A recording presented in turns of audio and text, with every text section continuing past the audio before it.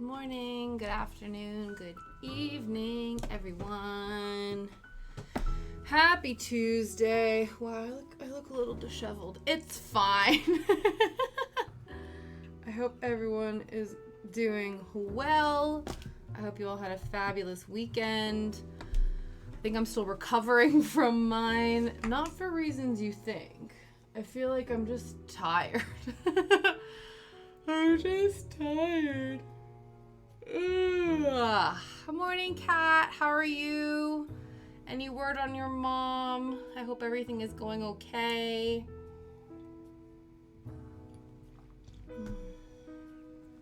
Ugh. But yeah, no, I'm just getting back into a schedule just to have it, disrupted again this weekend. For good reasons. I'm going away again this weekend, which will be really fun. It'll be local. Local. So I'm not getting on a plane, so there'll be less traveling than before. So that'll be okay. They dropped down her oxygen on the vent from 17 from 100. Okay, that's a good start. That's good. It's a little bit, improvements. Hello, good afternoon. The hangover was pretty non-existent, to be honest. It's more just the being up late multiple nights in a row. Because basically, on the day, so the wedding we went to was on the Saturday, and essentially from like 10 p.m. to 2 in the morning, I was dancing the whole time. So any alcohol that I had ingested was completely sweated out of me by the end of the evening. So yeah, that wasn't the problem. The alcohol was not the problem. It was the 2 a.m. that was the problem. And then the subsequent midnight the following night. And then last night it was like 11 and I was disrupted. So yeah, that's more the issue. The taxi's coming today. Just want to go, oh no. Of all the days for her to finally rock up, because you've been having to sort out your taxes for like a couple months now. So of course she picks the day when you are not in a good headspace to be like, oh, now I'm going to show up and talk numbers with you. You're like, fuck off. No, thank you, please. That's so annoying. I'm so sorry that's happening. Yeah, she's the worst. Yeah. I feel like this is probably a stereotype. I feel like tax people probably are. I feel like tax people probably just naturally are not the greatest.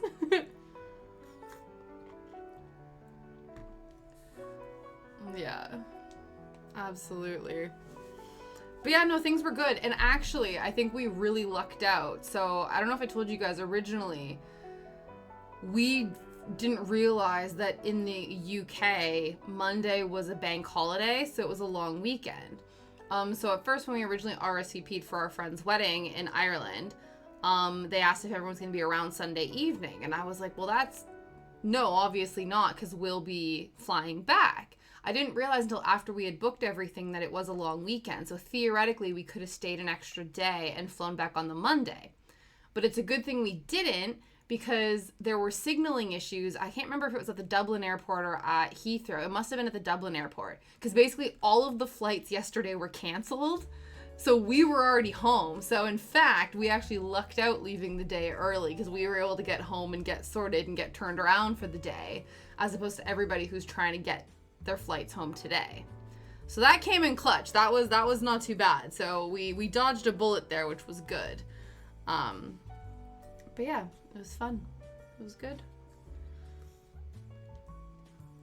The flight was only an hour and a half, so that was nice. Though it then was another hour and a half to drive to where the wedding location was. But it was good. We didn't have a non-air conditioned shit vehicle. They upgraded us. We got, I don't know, I think it's a Peugeot. Basically, if there are cars that I don't recognize in North America, like, I always forget them. There's a bunch of cars here that are like, I think they're French made, that don't exist in like Canada and North America. So I always get confused as to like what the names of these cars are. But I'm pretty sure it was a Peugeot. Yeah, and it was like this little race car. Liam was driving manual for the first time again in like 5 years, but he crushed it. I don't know how to drive manual, so that was going to be all him, which was fine. I was the navigator, so even after the 2 a.m. bedtime to then wake up and get our shit together, I was exhausted, but I was still with it. I had enough there, you know, the last 2 brain cells were working overtime to navigate us back to Dublin from the hotel location, which was good. But yes, before we get any further into it, let's see what we're working on today. I've got this kit from my father-in-law. It was either my birthday or Christmas. I think it's for my birthday. So yeah, we have a couple kits that we've not done yet. And so I figured, I think this is like a 1-day kind of build. I do think though it's gonna be on and off shaky cam footage, because we have to bring down the hammer, because basically we're hammering a bunch of studs into a block of wood, and obviously all of the equipment is going to be on the same table that we're hammering, so I expect some shaky cam footage, unfortunately, but there was no way I was going to try to figure out a way to not do that, so we'll just hope for the best. I'll try to do it sparingly, so if you guys start, feeling a bit wobbly, let me know. But yeah, I would also be exhausted. Yeah, traveling, even if it's not it was still a full day's worth of traveling. You know what I mean? Like, luckily, though, we didn't have to check out of the hotel until midday, which is good because I feel like a lot of hotels, they want you to check out at like 10 a.m. And it's like, I'm sorry, you want me to be out of my room at 10 a.m. after I was just at a wedding. So luckily it was midday, which is like, that's fine then, because we can then theoretically get up at like 9, take our time, get breakfast, pack up, like no fussing around. So that was really nice. So yeah, it was good. We were able to have breakfast. We were able to, the grounds, like we stayed at, the wedding reception was at an estate. And so to make it easier for us, we just stayed at the estate. It was some like bougie 5-star hotel situation, but we're like, it'll just be more convenient. And I think it was good that we did that because at the end of the night, we had a few friends that had stayed at like Airbnbs and other hotels in the area. But when we were getting ready for bed, they had left like 45 minutes, an hour before us, and they were still waiting for a cab. So I think we sort of lucked out in that we were like, well, we're just going to stay here and not have to worry about it. I think that was a good call. Okay. So first things first, this is bigger than the board we've been given. Okay, so essentially what we're supposed to do is hammer the design into the wood, and then we're going to take the thingy out, take the template off, hammer the nails in a uniform length, and then wrap bits of colored string around it. And that is string art, apparently. Okay, we're gonna have shaky cam, so we don't really want to have this inning and outing as well. So let's pause this. Configure the video. You can stop.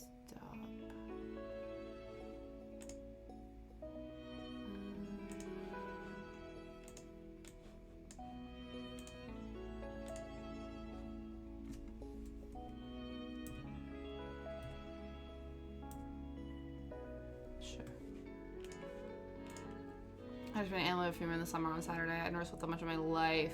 Oh my goodness. You don't know why they didn't do the funeral indoors and let the family do graveside alone. Yeah. Oh, so they did the entire ceremony outside. Jeez. That's kind of wild, actually. I guess it depends, like, what the situation is. Because I think when Liam's granddad passed away, we had, like, a ceremony in the, like, church that was on the grave site. And then I think his dad, like, once the body was ready, I think because they got cremated, the, like, immediate family then came back and did, like, a thing. Yeah, no, that sounds like not a fun time. That sounds like not a fun time at all. Very moist, yeah.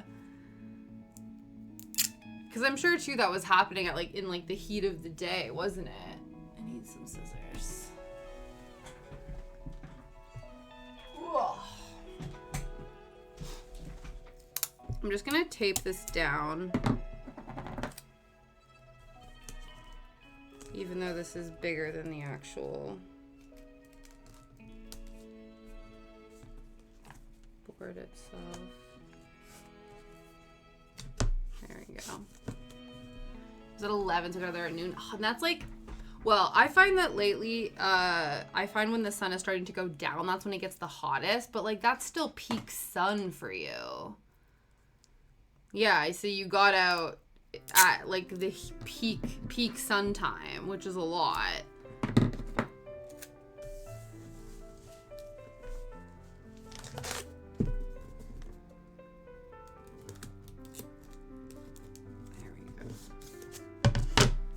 There we go. Good enough.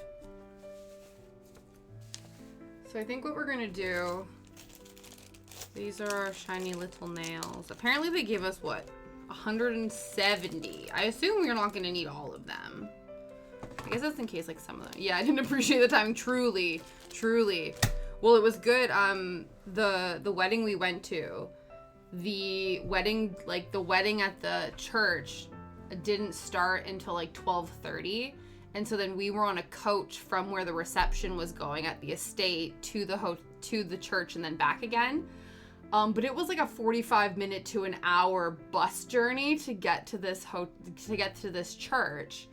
And then the wedding started at, I think it was, like 12:30. I think it started a little bit later. And then it was a Roman Catholic wedding, so there was a lot of like sermons and stuff like that. So we must have been in there for like an hour and a half or whatever. And I'm like, this is peak lunchtime. Like, I had breakfast, and usually when I have breakfast, it's like noon, I need to eat. But luckily our friends, like the bride and groom, because we were staying at the hotel, they put together like a little care package for everyone in their rooms that had like sweets and biscuits and like drinks and stuff like that. And so Liam packed away like they were called jelly tots. They're like little baby like gummies and stuff in his pocket. And so at 12, when we were en route to the place, about halfway through, I was like, we need to crack into those jelly tots to give me a bit of a sugar boost so I can sit through this wedding. Because this is like prime blood sugar crashing Tasha hangry mode window.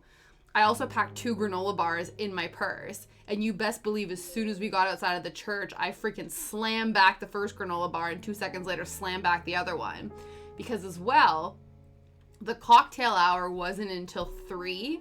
And then I think too, because we were a bit delayed, by the time we got back, it was even later. And my friends, like, I guess because this wedding, there was like 200 people at this wedding. So everyone was starving during cocktail hour. Because again, dinner wasn't being served until like 7:30 or something like that. So everyone is famished. And so the hors d'oeuvres are coming out. And I think my friends were sick, because I assumed they was all full of gluten. So I was like, I sorted myself out, like, I'm pretty good to go now. And so my friend said that people were just like hounding the hors d'oeuvres as they came out, that they couldn't even like get in edgewise to not like to pick something up. Luckily, when we first got into cocktail hour, there was a guy with like half like built up like little cakeys and stuff like that. So Leah managed to snag a brownie. And so he was okay. But yeah, it was one of those where we were like, oof, this isn't good. Yeah, no, it's too big of a gap without food. So thankfully, because I know these things, I was like, I bring snacks for everything. It was funny because our friends with kids, obviously they brought snacks for the kids. But I was like, no. Tasha needs snacks all the goddamn time. We have emergency granola bars left, right, and center. But yeah, so... And then, of course, too, right, because you've not had much to eat, you then don't want to start drinking either, right? So I think we had, like, a couple glasses of, like, champagne or whatever. But that's the other thing, too. You want to pace yourself so you're not absolutely loaded before everything starts. But yeah, so it was a really fun day. It was interesting because, I'm going to start, we'll see how, we're not shaking too much. Okay. So we're just dotting the edge. Just indenting the pattern. But it was cool because so our friends, the reason we were in Ireland is because my one friend, she's originally from there, and her family, they can't really travel.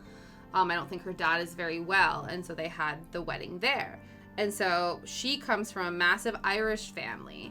And then the groom, our friend, he's from London. He's a London boy, but his entire family are Southeast Asian. They're all from, to be fair, they live all over the world. And so he also comes from a massive family as well. And so we were trying to figure out which family was bigger, the Irish family or the Indian family. And I think it was pretty even.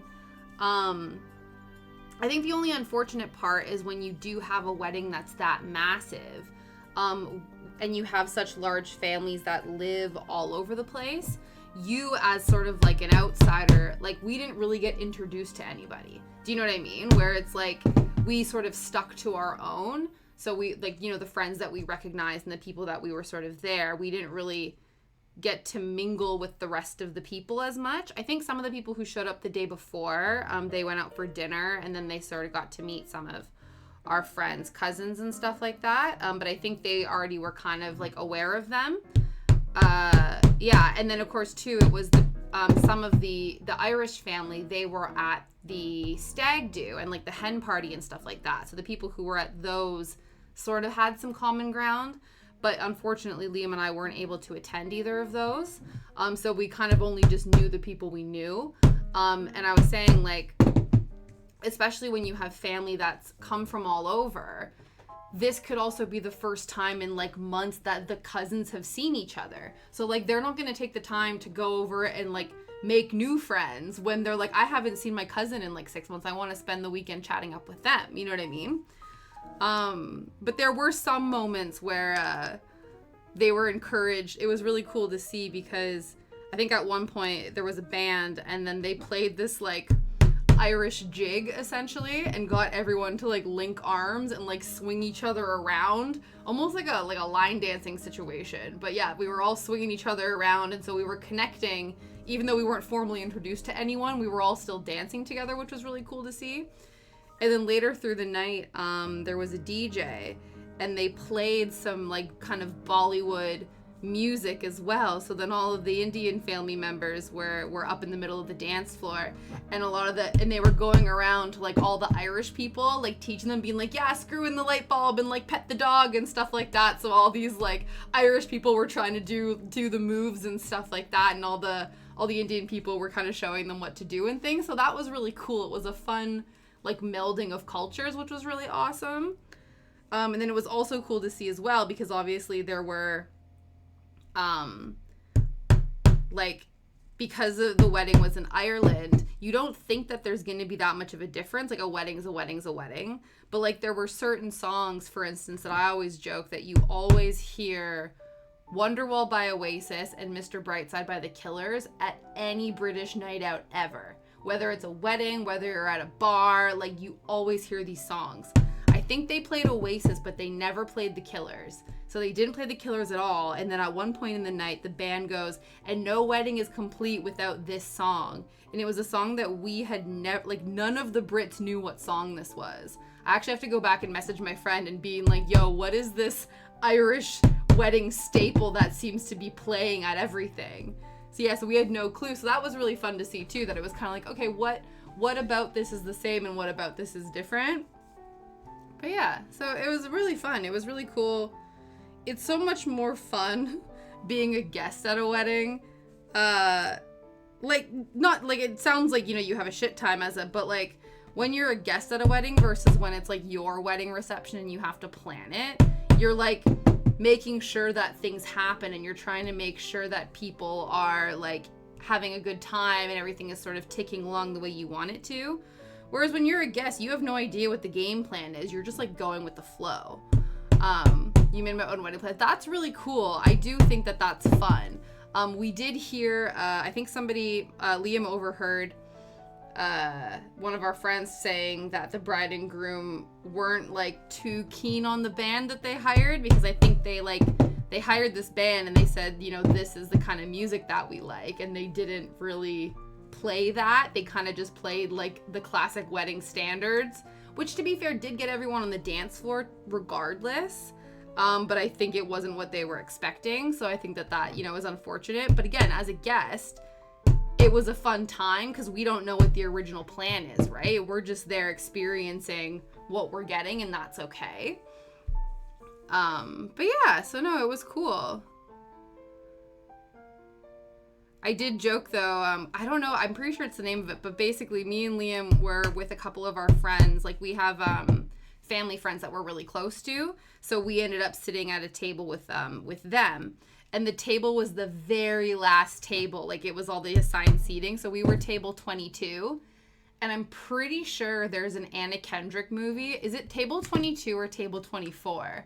Which is basically the table of like the wedding guests that like the bride and groom didn't really want to invite but felt obligated to. That was totally not our case, but I was joking about that. I was like, ooh, we're gonna be like, you know, the little shit disturber table, and we're gonna cause a scene, and like it doesn't matter and whatever. But obviously we didn't, and we were very much wanted at the wedding, but it just was a funny coincidence that we were like the very last like nosebleed table. Let me check to see if it was, is that movie table 22 or table 24? but I loved it. And then it was also great too because then I kept on singing like Taylor Swift's 1022, but saying that we were table 22. So I liked it because our table had its own theme song. So that's how I felt about it. I was like, listen, which one is it? Oh, it's table 19. Oh, okay. Need to record was on this playlist because, yeah. Oh, that's annoying. It was an Amazon Music playlist.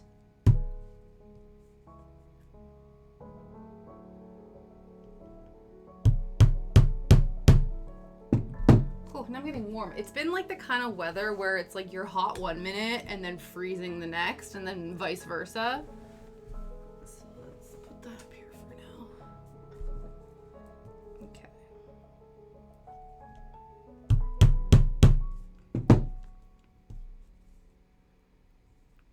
Yeah, we had songs we like.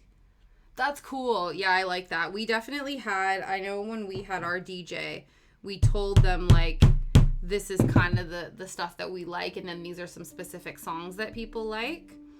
Unfortunately, it didn't happen, but I was joking that, you know, I always seem to try to make Shrek happen, and specifically the Shrek soundtrack.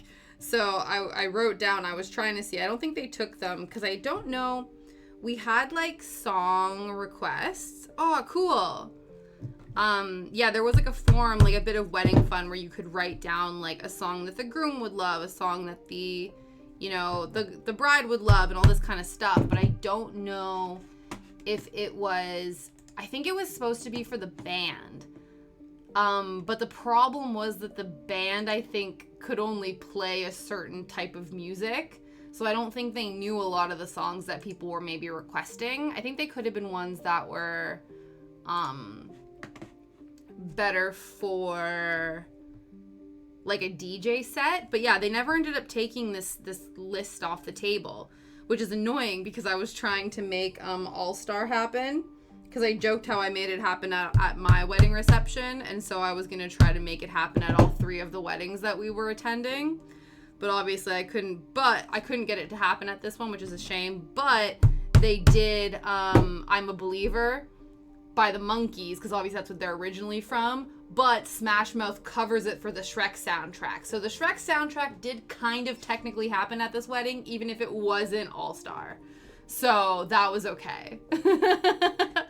So that was okay. So I still kind of got my Shrek fix, even though, so I told Liam, I was like, it still happened. He's like, whatever. It's true. It's like Fetch. People are going to be like, Tasha, stop trying to make Shrek happen. It still happened, though, so it's okay. But no, it was good. But yeah, on the way down, it was funny, too, because, I don't know if you guys have, like, it must be a thing in the States, because obviously there's budget airlines, right? And so the budget airlines here, I don't know if it happens with you guys, but when you book on a budget airline, they just randomly allocate you a seat. Even if you book for like 2 or 3 people, they're like, you have to pay extra if you actually want to sit beside each other. But it was fine because, again, it was only an 1.5-hour flight. So Liam and I were just like, okay, bye. So especially too, because they were like, depending on what what seat you had, it determined whether or not you entered the plane from the front or the back. So I think both times, I think the first time Liam entered from the back and I entered from the front, and then it was reverse. But on the way there, I think I was like smack dab in the middle of the plane, and Liam was towards the back. And so I think he got off so early, and I was like one of the last cohort to get off the plane. He was like standing on the tarmac waiting for me forever. But then it worked out because on the way back, I was literally the 4th person off the back of the plane, so it was all good. But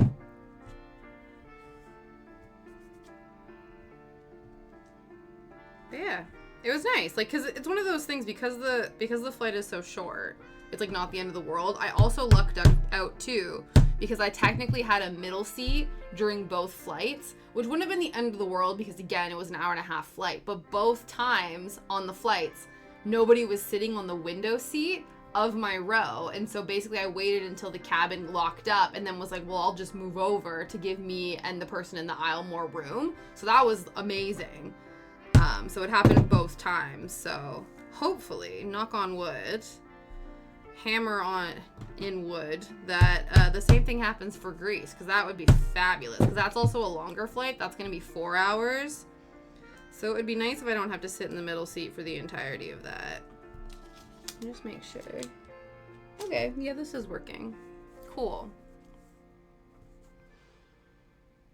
It was really fun. We stayed, so the wedding took place on this estate, and when Liam and I left in the morning, I had a middle seat on the way back from Portugal once just for Xmas.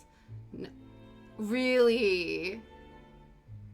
Yeah, so you were like, fuck it, I'm moving.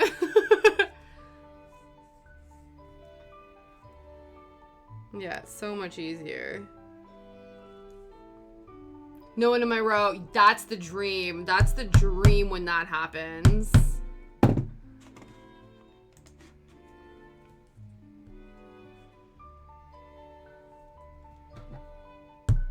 But yeah, so this estate,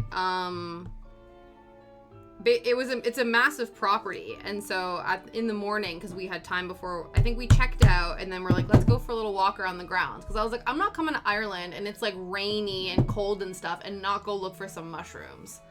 So we went on a little mushroom forage hunt around the grounds, but it was really cool because we got to see on the property there's like an archery and falconry school. So you walk past this area that they obviously do, like, there's like apparently they have an eagle and a falcon and like a bunch of birds and stuff, and then they have archery on the property of this estate. And then we kept walking around, and they have this, like, they called it the ancient site.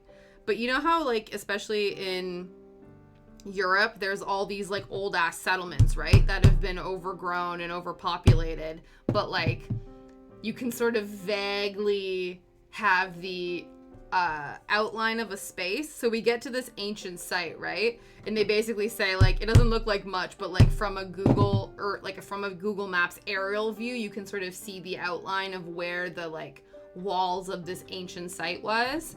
So that was kind of cool. But the best part, aside from finding mushrooms, they did find a couple mushrooms, which was very cool. And the sea gap actually identified one of them, which is even better, was that they had bees. So they had beehives and like a little bee, I don't know what you call them, they're not like a bee orchard. But yeah, a bunch of hives on the property. And I think it was called like Dave's Honey or something like that. And it was so annoying though, because obviously we only had checked bags, or no, we only had carry-on bags. So obviously you have to obey the 100 ml limit, which is annoying because you actually could buy the honey that was made on the estate site from the front desk, which would have been so cool to bring back Irish honey specifically made on this estate. But obviously it would have been confiscated because it would have been over the 100 ml limit. So that's annoying, but it was really cool to see. It was also cool too because at the breakfast in this hotel, they had like a little porridge station. They had a little gluten-free section. It was a very sad little gluten-free section, but the fact that it existed was already amazing. So it was a gluten-free corner, but then across from that, they had like the hot food, and they had this like porridge section. Could it have been shipped? Maybe, I don't know. Possibly, that would have been cool. I told my friend about it though, being like, oh, if you have checked bags, I should have been more explicit. I should have been like, can you please bring me home honey? But I more was just like, oh my God, look at this really cool hike you can do. And look, you can buy honey. If you have checked bags, you should do it. So it was more of a suggestion. So I don't know if she brought back the honey or not. I should have been like, listen. But yeah, maybe. Trying to think what else. I don't even know. My brain just went blank. Oh, yes. So across from the gluten-free section, they had all the hot food. And then there was like a little porridge bar. And so they had like different toppings and different jams and whatevers to like mix in with your porridge. But they actually had a whole honeycomb, like a slab honeycomb leaned up against like the porridge station, so you could literally add like the honey straight from the comb into your porridge, which I thought was really cool. I didn't try it though, but I was like, that's really clever. I like that.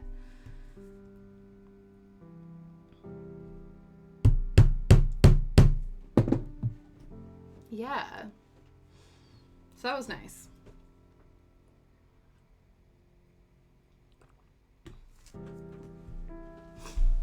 But yeah, it was really funny. I was saying to Liam, because basically we're driving to this township outside of Dublin. We're driving to Kilkenny, which is about like an hour and a half, 2 hours outside of Dublin. And it's so funny when we're driving through it. Tell her we're busy. Just kidding. Be like, listen, lady, I'm busy. You're the one who decided to take your sweet ass time coming here, and now I'm busy, so listen. But no, it's okay. But yeah, so when we were driving to Kilkenny from Dublin, we're on these like major highways, and I was saying to Liam, it's so funny to me because it reminds me of Sudbury. So this felt kind of like if Ontario in Alberta, where like mine and my family from Canada are from, like had a baby. Because we're driving through this highway and it's like rocks. We're driving through like rocky mounds. And then on one side, yeah, it's all rocks and foresty and whatever. And then you look to the right and it's all farmland. But of course it's hilly farmland. And so I'm like, this is literally like if my two Canadian worlds collided. So I felt very, like, aside from, you know, the fact that there was, like, pubs in every township and stuff like that, because of course there is, the actual drive itself felt very reminiscent of, like, being back in Canada. Especially, too, because, like, I was basically equating it to kind of, like, if I were to go back for, which is kind of what I did when I went back for my best friend's wedding in my hometown. Because we don't have very good, like, public transit, and it is out of the way. Mind you, from Toronto to Sudbury is 6 hours. From Dublin to Kilkenny is only an hour and a half. So I obviously would choose the Irish version over the Canada version. But it's very similar, right? Where there isn't really a whole lot of transport. Everything's very kind of spread out and remote. So you do have to have a car. That's just, like, there's no way of getting around that.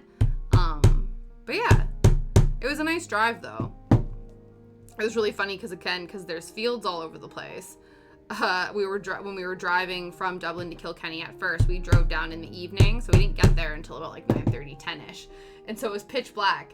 And at one point we're driving and I see just these like sets of lights off to the side of the highway, like kind of down this hill.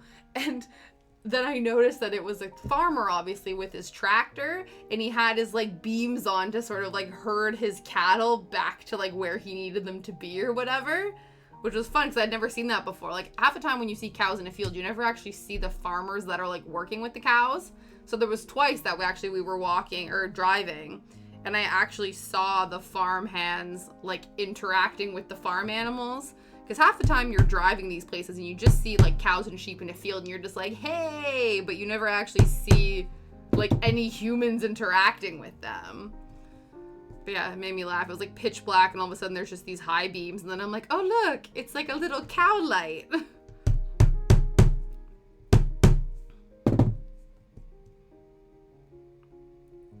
But yeah, would go back. 10 out of 10. Would go back. Obviously, it is a pricey endeavor, but to be fair though, I feel like if we flew into Dublin, we could probably get around in Dublin okay. To be fair, we'd probably still need to rent a car, but I enjoyed it.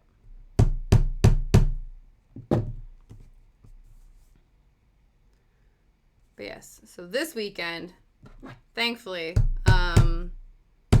we're busy, but we're staying local. So for my mother-in-law's 60th birthday, we rented a house for, it's so funny because like you think, right, it's so interesting. So you go, okay, we're gonna have the immediate family together for the weekend. We rented a house for everyone to get together for a weekend, right?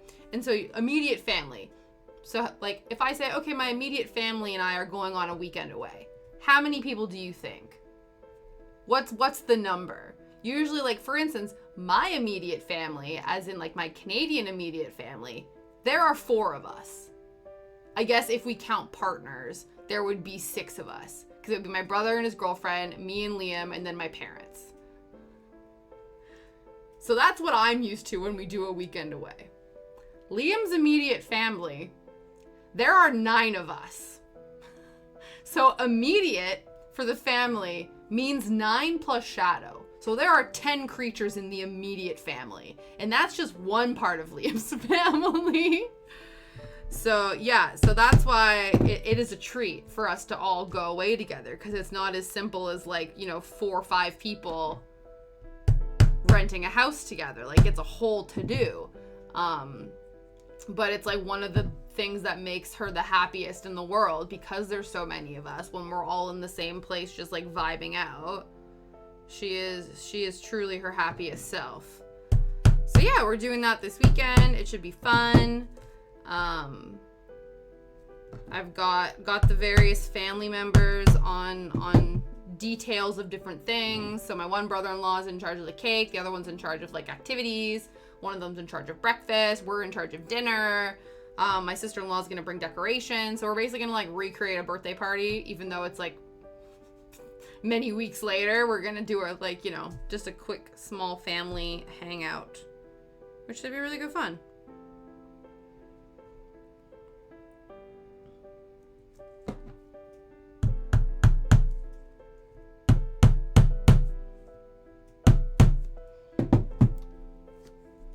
Yeah, right? Exactly. Immediate family is so small for most people. Not for this gang. But it'll be fun. Hopefully, I don't know what the weather's supposed to be like. We'll figure it out. It's down on the coast, and I think we have like direct beach access, so that'll be nice for Shadow, because Shadow likes running around along the beach in the water. But it's also enclosed as well. And I think seems like the yard's pretty big. And then there's also a hot tub, which is very, very swanky danky. So should be a good time. Did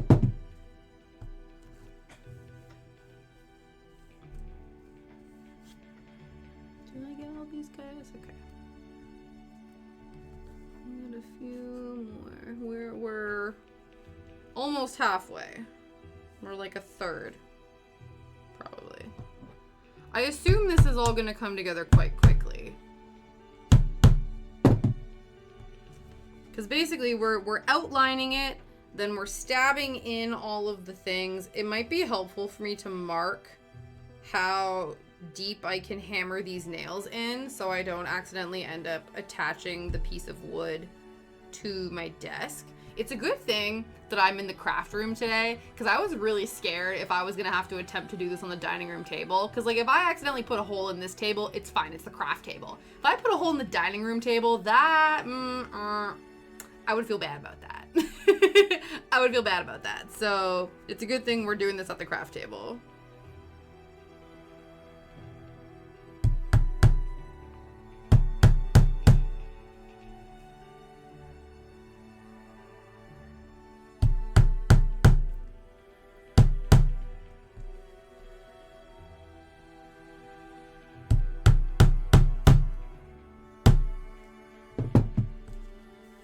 All right, 2 birds down, 3 to go.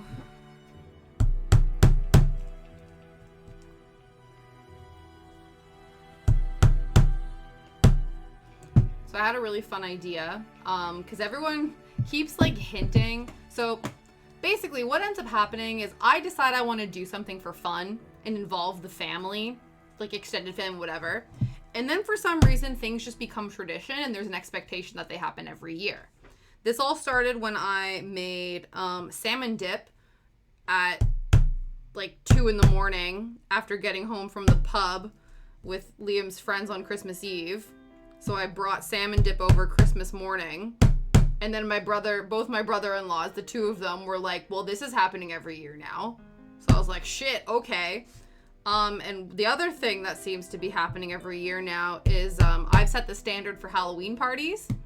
So now every year there's an expectation that I'm going to throw a Halloween party. But the thing is, this year, the weekend before Halloween, I'm going to S Club 7 on the Saturday. And I was like, I'm not going to be able to pull all that together in that time.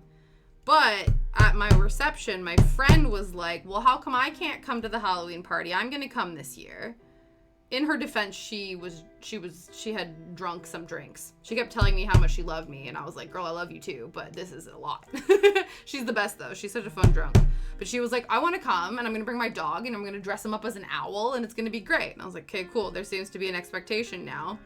But of course, I knew that she couldn't come because I was like, oh, I guess I could do it on the Sunday because I'm going to the S Club matinee, which is a brilliant idea. More concerts should happen at midday. But she's away that weekend because it's her like mother-in-law's birthday weekend or something like that. So I was like, well, shit. It's like, okay, I'm adamant that I want my friend to be able to come to this party because she's like so stoked about it. But it would be really shitty if then I threw it on a weekend she can't come. But then I noticed that the weekend before Halloween, or the weekend before Halloween, so the 21st, that's now her new sister-in-law's birthday. So I'm assuming that they're probably busy for that. So I asked her, and so I think, again, I've not officially made the friend and family call out because I want to open it up because the last couple years it's just been family because I've been overwhelmed because, again, the immediate family is like 9 people. So the extended family is like 20 people. So it's really difficult when you try to do a family do a gathering and you want to involve different people in your house in the tiny ass houses in the UK to be able to have more than just immediate family when the immediate family is so big. But today this year I'm feeling a little bolder. I've done it a couple years now. I'm like, listen, fuck it. Like, if the house implodes, like, so be it. So I'm thinking of opening it up to our friends this year because I think it would be really fun to be able to experience that with them and not just always experience doing things with the immediate family. Originally, I was thinking of being like, well, let's not even do a family Halloween party. We're just going to do a friendship one. But I then think that, the family would be disappointed because, again, I've set an expectation that this is what we're doing. But, so I had a really cool idea. And so basically, in order to make this be not super stressful for me, I'm gonna put some of the expectation on the guests of this Halloween party.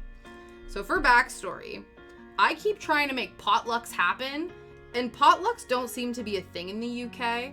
I feel like North America knows all about a potluck. So basically, if you don't know, a potluck is basically like when you have a barbecue or a gathering and every guest brings a homemade dish. So it's not just the host responsible for making all of the food for the event. Everyone brings something, and then that way you get to experience, like, so-and-so's, like, aunt's famous dip, or, like, so-and-so's famous, like, cheese board or whatever. You know what I mean? So it's a cool way to experience new foods and, like, new people's recipes and stuff like that. But that never seems to really be a thing here.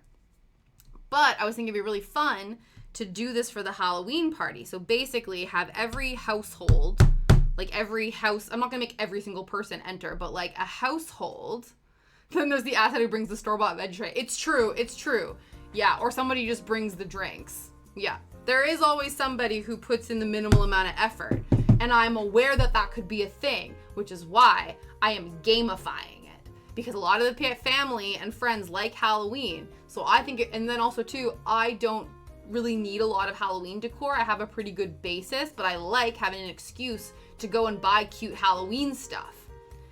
And so I think it would be fun to do a competition. So every household or carpool group will come in, bring a dish, and then there will be voting with everyone at the event for best tasting dish and most on theme. So people have an opportunity to make just like your bog standard really tasty, like cheesy pasta bake.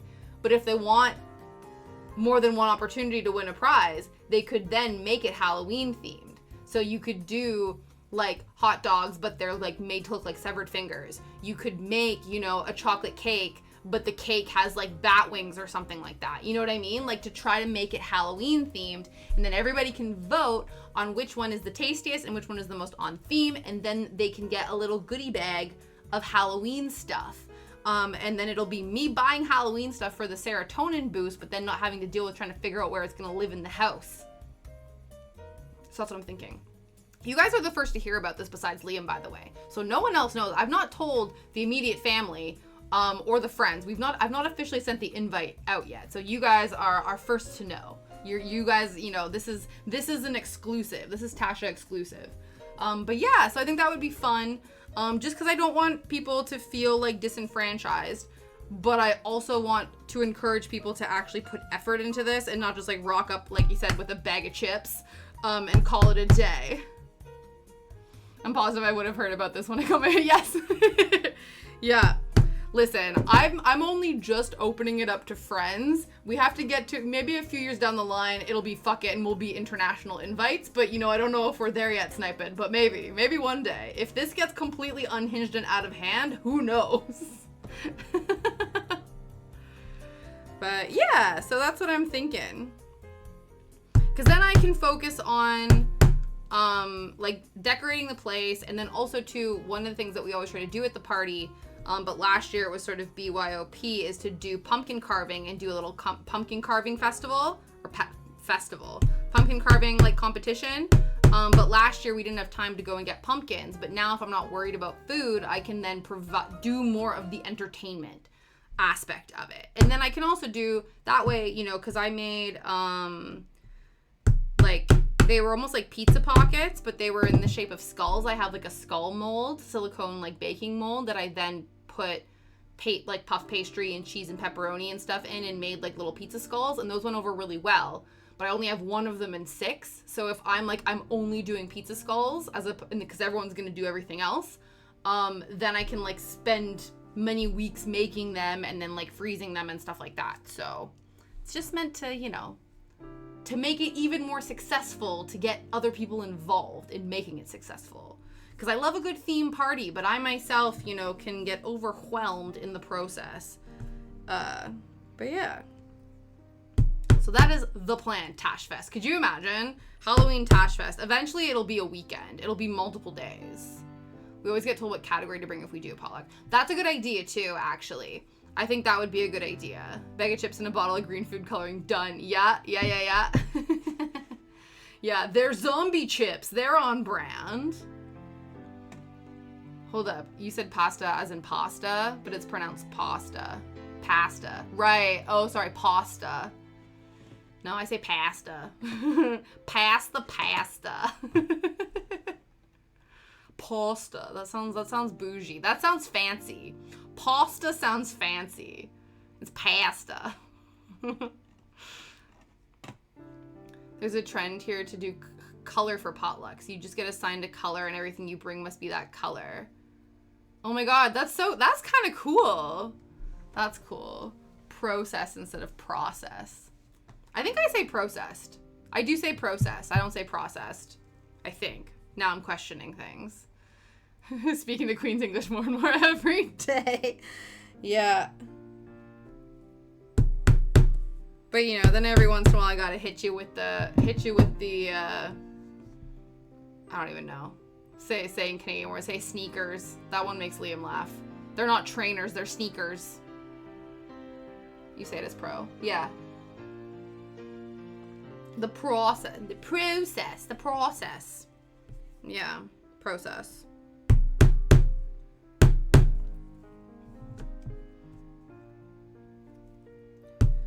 So that's the plan.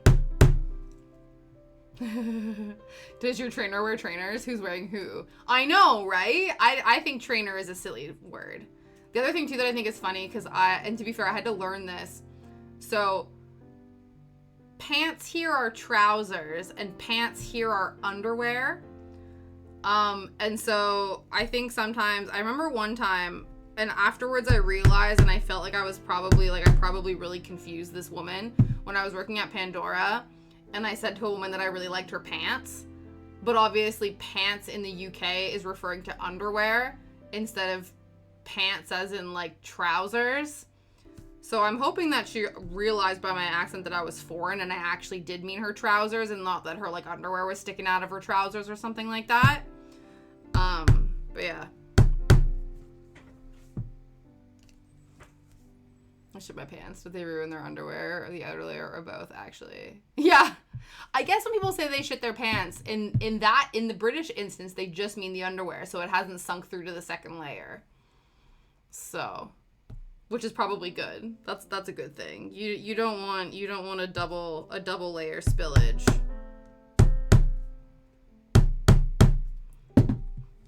But yeah, I have this dream, like I have this vision of like if I ever have a child and they're going to be running around in their underwear and like not putting their clothes on, and I'm going to yell at them and be like, put some pants on, and then they're going to be like, I'm wearing pants, and just continue running around in their underwear, and I'll be like, listen, child.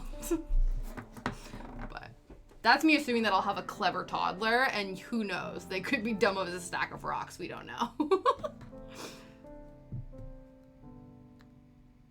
And I mean that affectionately. Depends on how bad the situation is. Fair. Yeah, you wouldn't say I shit my trousers. You might, but I feel like that's not the colloquial term. Yeah. Oh, I never even thought about that. It's like, wait, who's wearing pants? Not in the UK.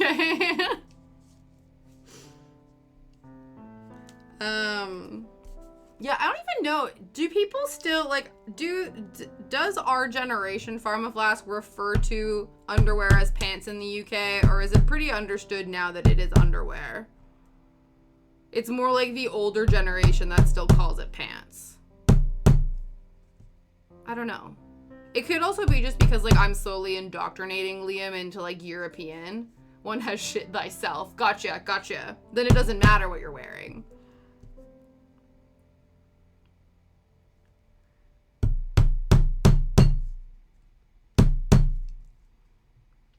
It is the correct, yeah. Well, yes. That's more universal. That's the universally accepted term. I respect that. Okay, we're halfway done the outlining process.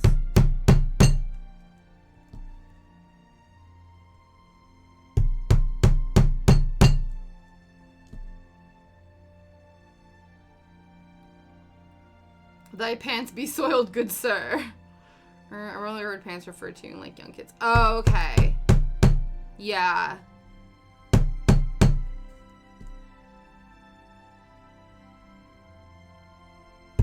Yeah, so it must be, like, yeah.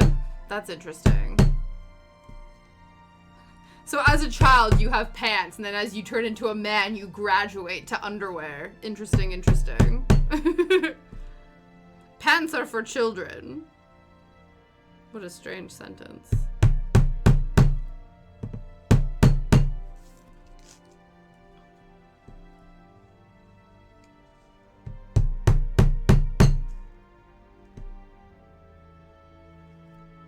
Okay.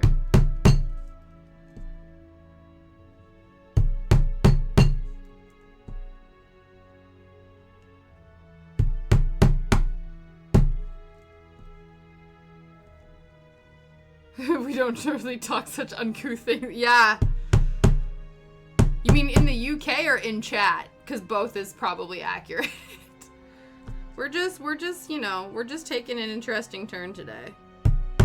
That's been happening a lot lately on here. We've just been taking fun little conversational side quests in the last few weeks.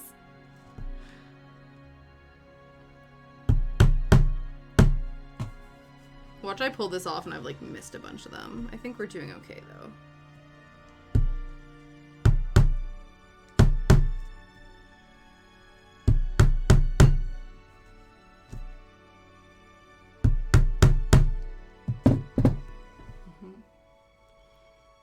That's why the sterling is, we mostly speak of art and wealth. That's yeah, truly, guys, the pound is in the shitter right now. I know this because of my last Twitch payout. Yeah. It's always so interesting to me, because in order to get a payout on Twitch, you have to hit a $50 threshold, right? And it's $50 American. And then, of course, when it gets deposited into my bank account, it gets converted based on, you know, the current currency conversion. And it's wildly fluctuated these last few times. Yeah. We don't talk about them. Exactly, it's true. We don't talk about the wealthy elite that are crippling the economy. We just ostrich stick our heads in the sand and carry on with our business. Talk about underwear and shit. Yeah, it's true actually. If we descend into such uncouth territory, it would really strengthen the economy.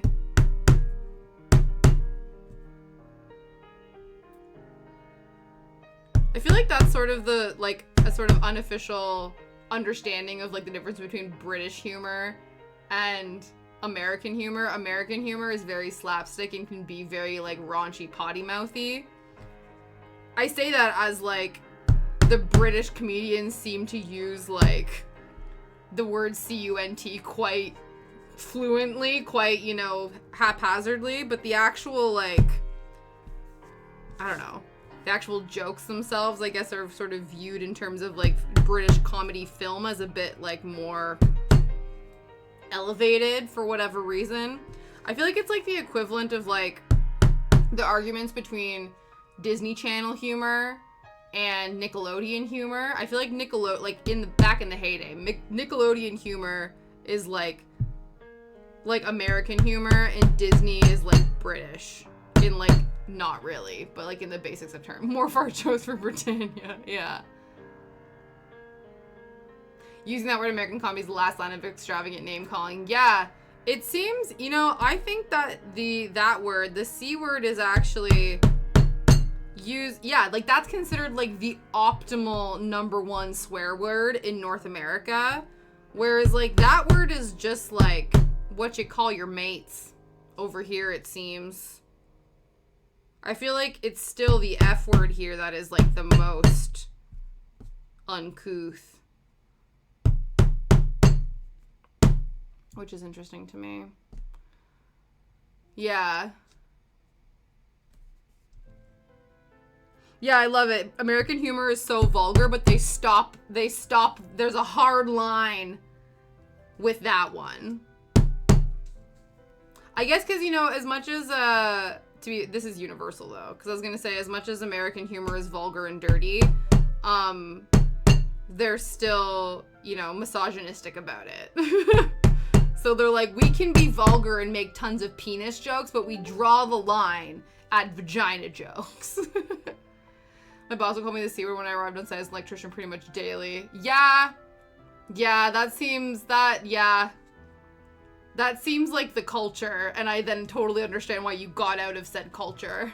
Hi, Aurora. Good afternoon. Thank you so much for the resub. I appreciate you being here. I hope everything is good with you.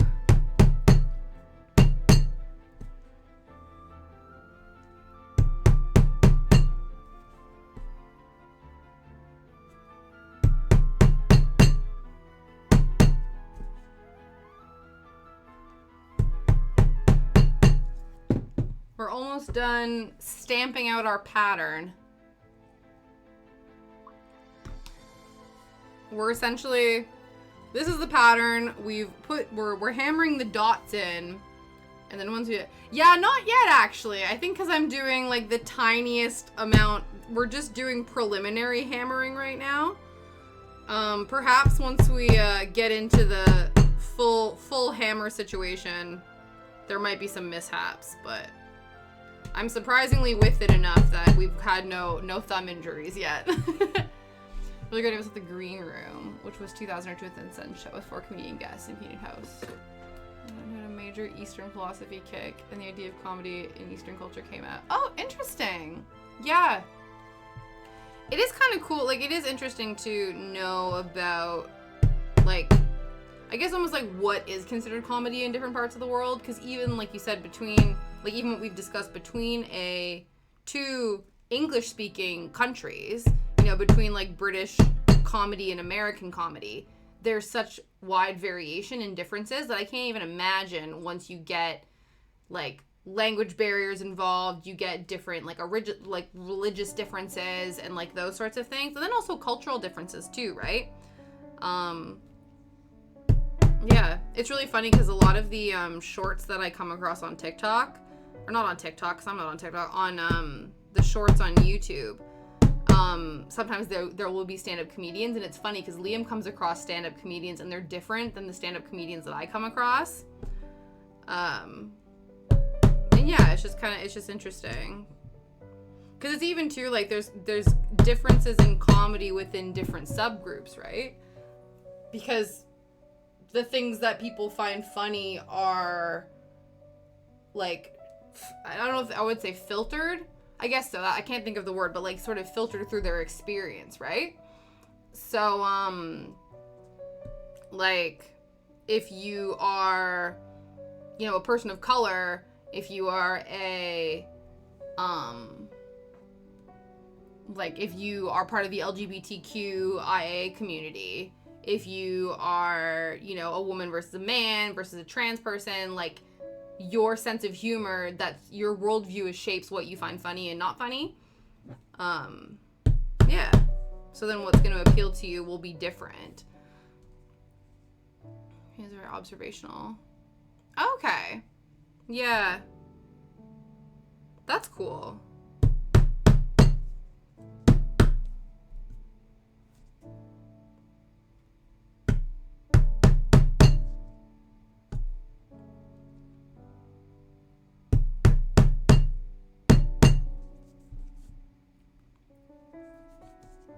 Yeah, I definitely think, like, I think comedy can be a great unifier because, you know, everybody has the capacity to laugh at stuff, but I also think, too, like,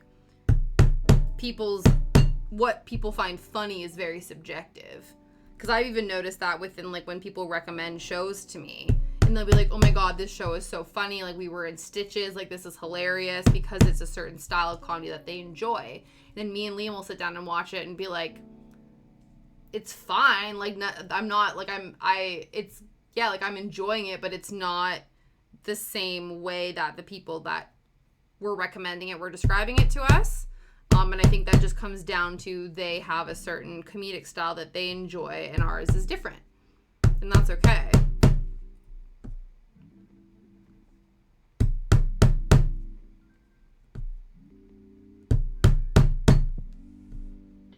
Okay, last 3, and then we get to take this off, and then we need to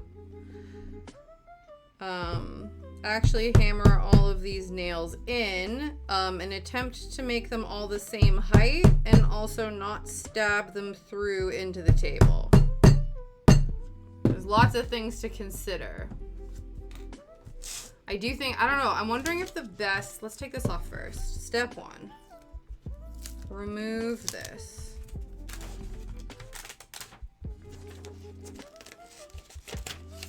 Okay. So here's all of our little stabby stabs. Amazing.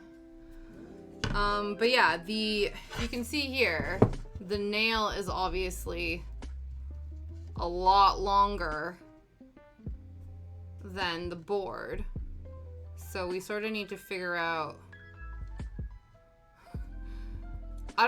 is it going to be a huge pain in the ass if I physically mark out all of these nails? Or do we just Hail Mary go for it? Because I could put like a little line here to be like, okay, this is kind of how deep we need to punch them in. Because I don't want them to pop out so much that they go through this board, because then it'll be a real bitch to hang up. How wide is this? It's basically a centimeter, like a little bit less than a full centimeter.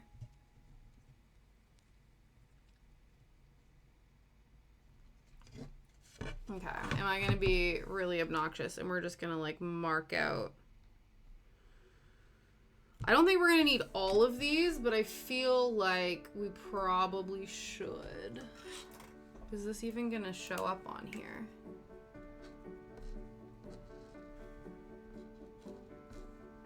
Listen.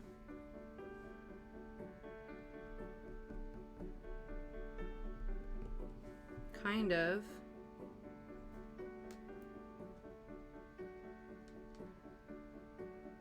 Okay. We'll do this with like a handful of them, just to give us an indication of what we're doing before we start.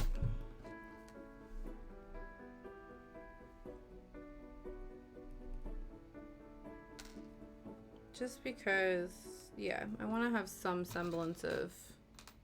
I don't just want to completely eyeball it, just because I don't really want to have to attempt to pull these out at any point.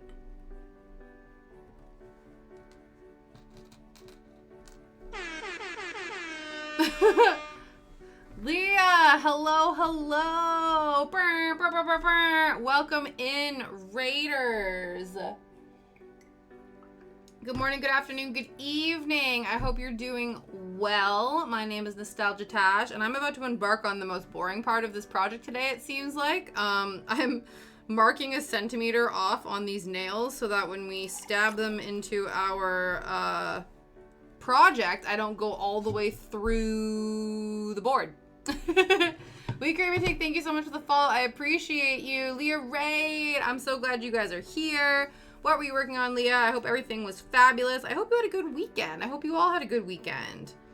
How are things? How are things? I am currently embarking on a craft kit. This is the craft kit. We are making our own string art. Supreme Doom, thank you very much for the follow. I appreciate you being here. But yeah, hopefully this is a one-day build. We have already stabbed the pattern into the wood. Now we're gonna stab the pointy things into the wood and then wrap some yarn around it. Hopefully. That's the plan. Hello, hello, Leah. I hope everything is well with you. Let me know what you've been working on. I always forget to do shit like this. Let me shout you out. No, it's this way.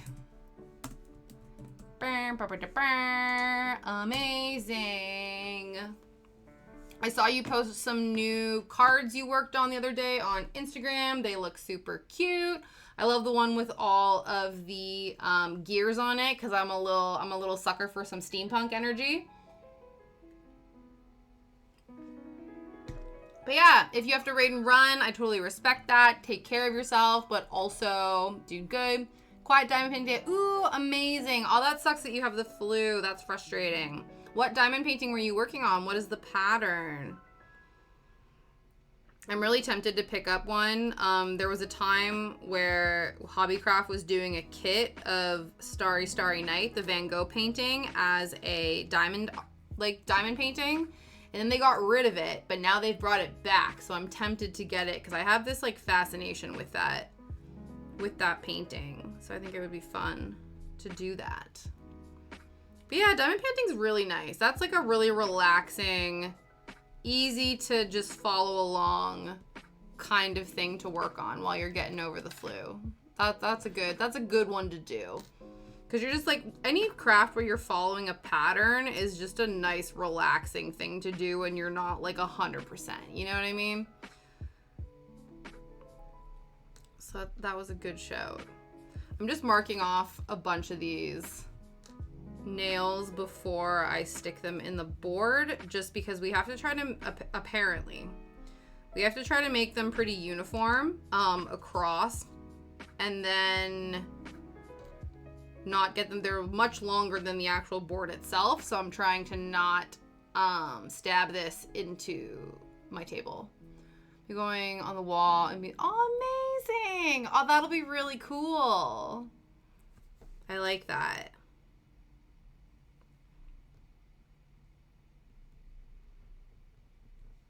Yeah, that's the only problem I'm currently finding with certain things that I want to do, like certain projects, is I'm like, I don't know where I would hang them up. I don't know which wall, like where I would utilize the wall space for it.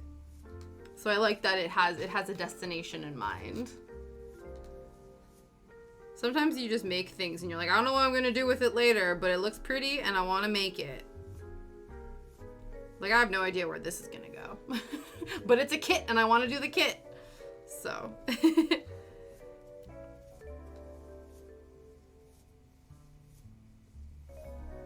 Okay, I'll do a few more of these, just so that we can get started.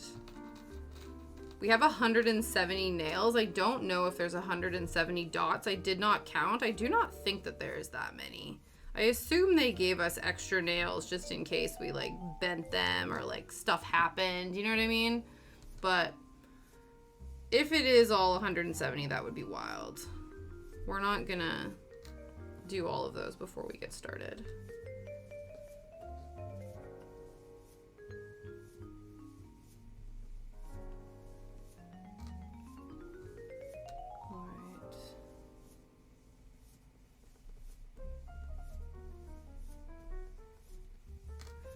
Here we go. There's a start. There's a start. So now we just hope we can put this in straight, put this in a little past the line, no injuries. That is our goal. And you know, see how much shaky cam this descends into. No, it's a little wonky. It's okay. We're trying our best. Okay.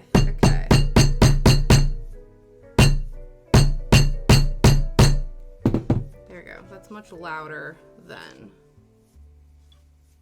There's my line. A little bit further. I think it's because I have this like my snack pot. You can just hear like the clinking of it. Okay. I believe that is the right height. Okay. First one down. 170 to go. I don't think there's 170 on here. I would be very surprised and confused if there was. Okay. I guess at least once we hammer the first few in, they're so close together, we should be able to line them up and be less reliant on like physically marking them out. I'm hoping.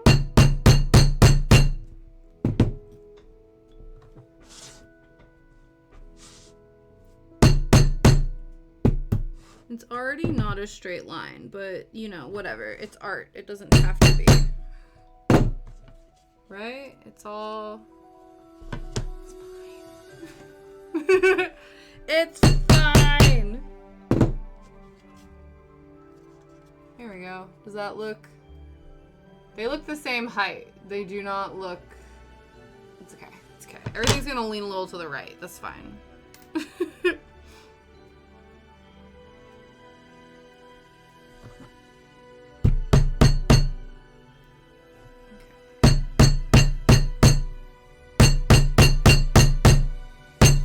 I have to put this on the floor. It's like very loud.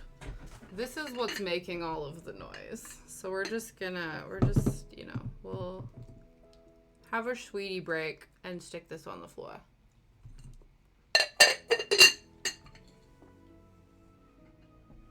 There. Hopefully that doesn't make as many loud crashing sounds. There we go. That's much better.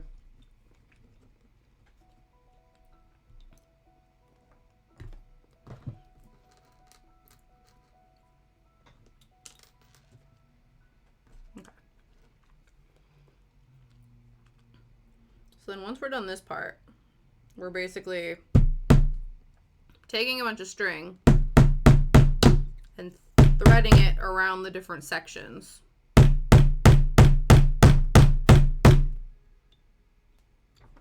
And according to this, it says, there is no wrong way to thread and weave the nails. You could wrap it immediately across from the current nail or weave up and down or side to side. If you make a mistake, just unweave and try again. So it really doesn't matter. We really just get to mess around and find out.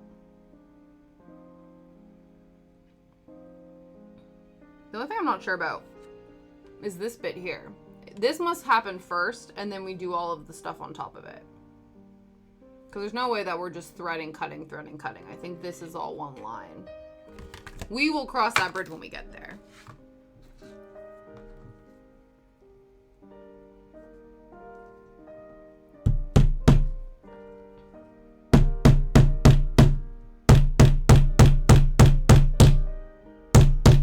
I feel like when I hear the term string art, though, this isn't what I think about. I feel like when I think of string art, like, I think it's like, you know, when, I don't know if you ever did this when you were a kid, in, like, elementary school and stuff, where they would basically, like, you would take a piece of string and dip it in paint, and then, like, move it around your paper and, like, press it together and stuff like that. And then it would make, like, different sort of textural designs on your canvas. That's what I think string art is, but apparently not. Apparently this is officially string art. Allegedly. Okay, we'll just keep going.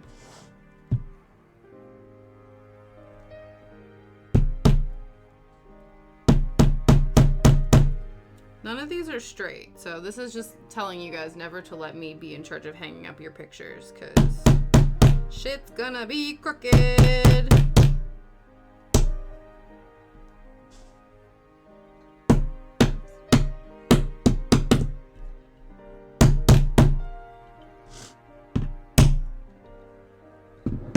Good enough.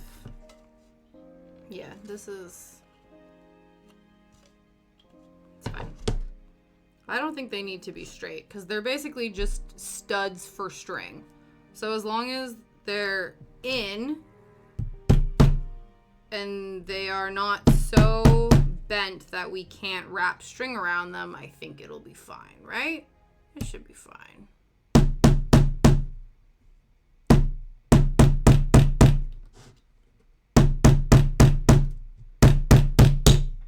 Why does it, when I always get to a certain point, it bends on me? It's like as soon as I let my fingers go, it goes, we're gonna fall. No! There we go. I'm trying to...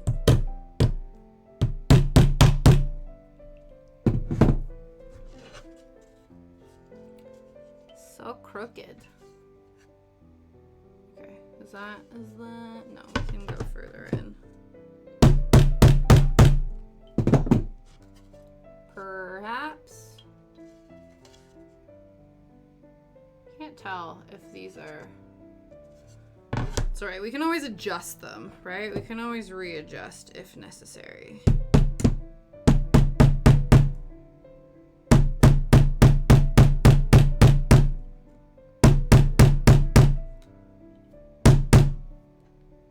Okay, that was better. I think the goal is to try to wait on moving my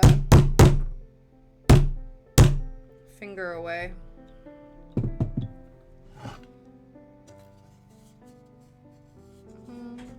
Yeah, I don't think we've... okay. Cool. I don't know.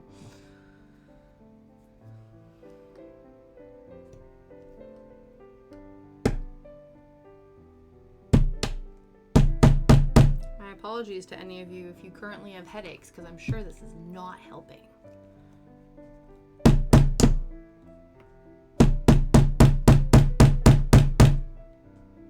I'm sure Shadow's like, what the F is going on in there? It's like, is he over here? No, he's not. He's in the other room.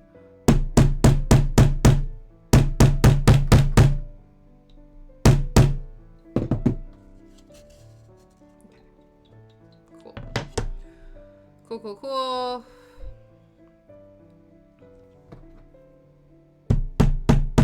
Yeah, I feel like there's no way we're gonna use all of these up. Oops. Whoops, whoops, whoops.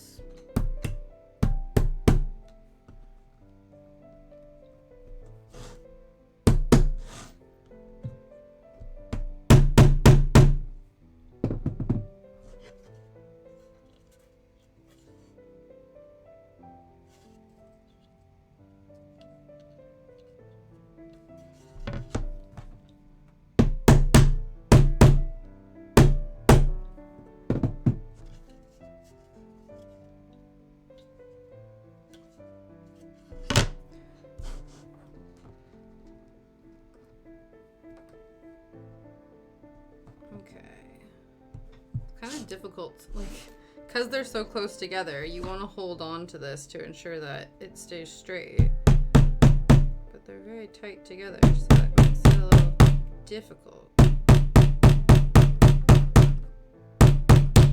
Don't you bend. There we go. That one actually wasn't too bad. Okay, perhaps we're getting better at this? Who knows? It's still too early to tell.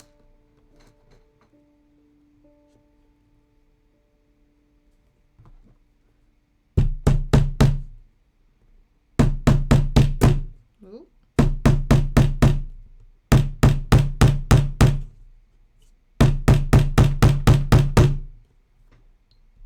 Okay. I think we might be all right to not mark them up anymore, just because I think as long as we're sort of, because everything's so close together, it's keeping it in line. I think the first few were just because I was paranoid, but I think it's fine. We'll find out.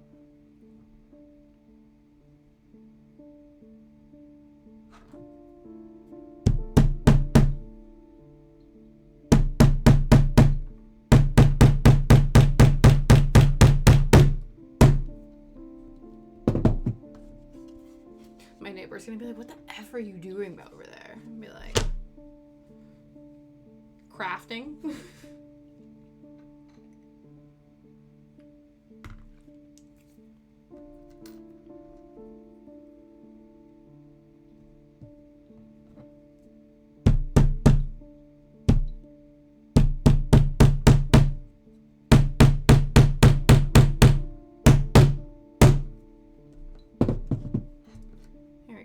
You know who might like, I was just thinking of like who, if I don't put this anywhere, who I could give this to. I think Liam's granddad might like it, but then it might put ideas in his head where he wants to do something like this, and we're trying to make sure he doesn't smash his fingers and stuff.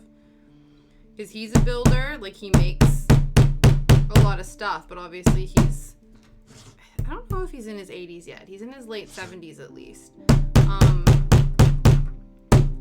And so he has really shaky hands and things, so he can't make the way he used to. He used to build all of these like caravans and stuff by like from scratch using little bits of wood and like painted it and everything. And he can still do them to a certain degree. He really likes the, like, you know, those wooden like sculptures that you pop out of the MDMF and then you like slot everything together and stuff.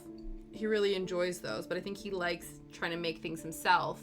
But of course, he, you know, was having incidences where he was really shaky, and I think his brother like cut off his finger or something like that accidentally in the last like few years. So then I think that scared Pop, so he wanted us to the family to get rid of all of his all of his motorized tools, like all of the tools you would plug in or the battery powered ones, and only leave him with the manual ones, because at least the manual ones, if he's going to shakily use a manual saw, that's better than him using like a mechanized one. If he shakes in a direction, he's just going to cut himself as opposed to completely sever any items of his body. But then I think every once in a while he'll be like, oh no, I want this thing. And we have to be like, remember why you got rid of them in the first place? Maybe that's not the best idea. So yeah, I would be a bit concerned that he might think this is really cool, and then he's gonna, you know, hammer his thumbs accidentally. So maybe not.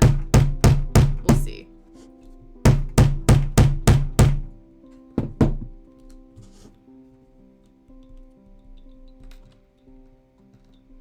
What would be fun is VR. That would be really cool. And I think he would really like that, because he does like he's able to FaceTime and stuff like that. I think it would probably make him really hot, because most VR headsets are really hot.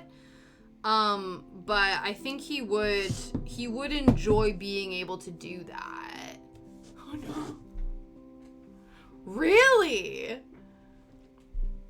Why? I thought your boss was like a little bit of an eccentric old lady. I didn't think she was scary. Do you think she's scary, or just like scary as in like she looks scary? Not scary as in like because she's mean. Oh no. To be fair, was your boss, like, mad at her? Oh, this is the different lady. Okay, I thought this was, like, the old lady. Gotcha. Yeah. Oh, it's so funny. I have all these little knickknacks on my shelf here. And I have this little troll one. And I guess just the way he's been standing as I've been hammering, he's slowly been, like, rotating.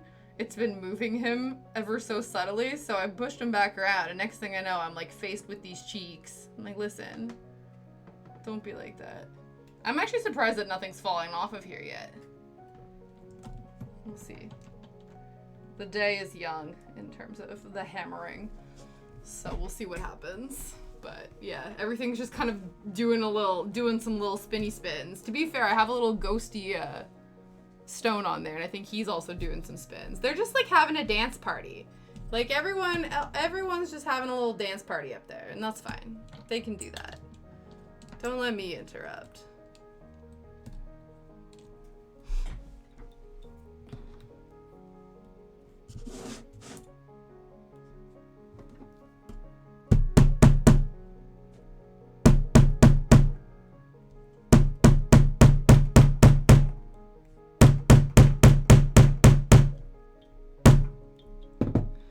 Yeah, they showed up asking for stuff we were told they wouldn't ask for. My boss was like, you didn't say this in the emails. Yeah.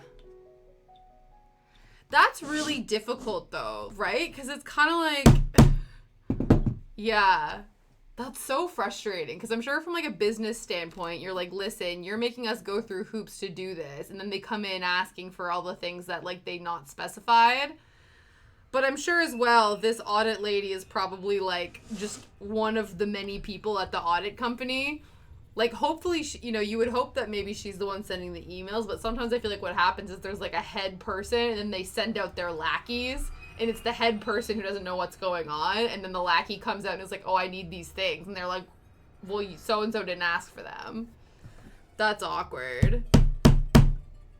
So you have to like debrief with the audit lady before you do the auditing, being like, I'm really sorry, the views of my boss do not represent me. I hope you are okay.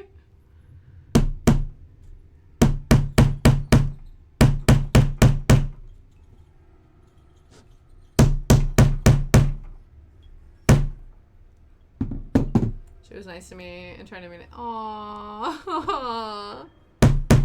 Yeah, especially if like you're there when it's happening.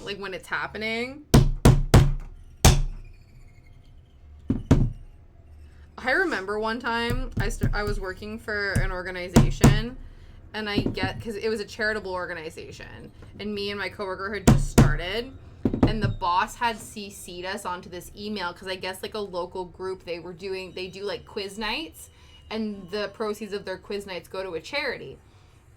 And so we were like a charitable like community organization. And I guess months ago, this company reached out to my boss for information about the organization so that they could then have a blurb about it to then donate money to them. So I guess months later, when she was thinking like, oh, me and my coworker who are like two young 20-somethings can like get involved with this thing because it's a quiz night, and like wouldn't it be a cool thing for our first foray as these young professionals to be a part of this. So she CC'd us on this email to this like charity fundraising game organization, being like, let me introduce you to my new staff who can like help you up on this. And the organizer sent back such a scathing email being like, I'm sorry, all I asked of you was a couple tidbits of information because I had heard that your business does a really great things for the community. You basically never responded to me, effectively ghosted me, and now you're coming along months later to introduce me to individuals when all I asked for you was like a little blurb, like a little bit of your time sort of thing. And she was like, I'm really disappointed. We ended up going in the direction of another charity, like basically just like writing such like basically, yeah, like my boss essentially like didn't bother responding to this girl until months later when they were like, well, we're doing something different. Like, and basically was saying, like, I'm really disappointed in, like, the audacity of you. And me and my colleague are, like, fresh working in these positions being like, ooh, like, damn, our boss is maybe not the best. Yeah, it was interesting. So it's awkward when you're, like, privy to that, when it's, like, there's altercations or, like, stuff that happens, and you're, like, not directly involved, but, like, kind of around when that happens, and you're just like, that was weird. That was uncomfortable. Okay, moving on then.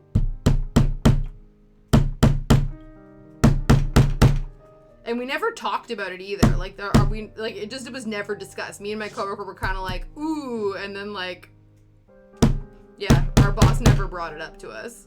I'm sure she was embarrassed. And rightfully so.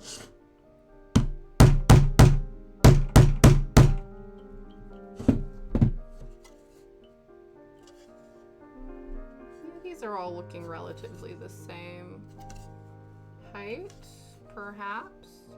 Some are looking a little bit like higher or lower, but I don't think they're that much different. Again, we can always fix it later.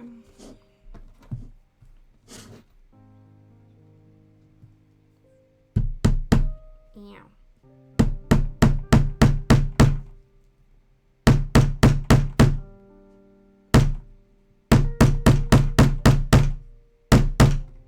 Let me put this pen away.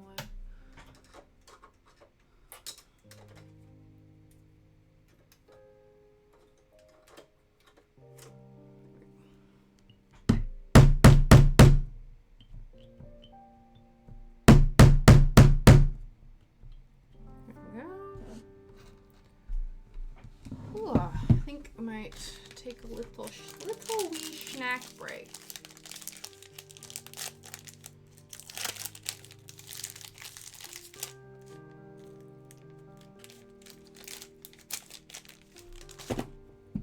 Okay.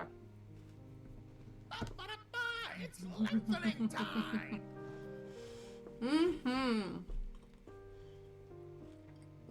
Good call. Let's do some stretches.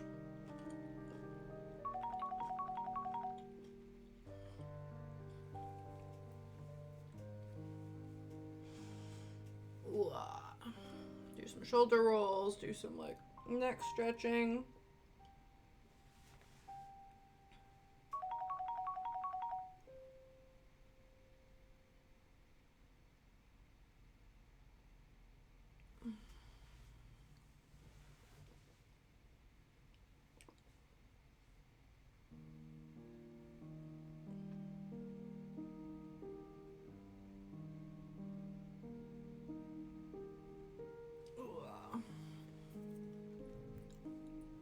Yeah, truly.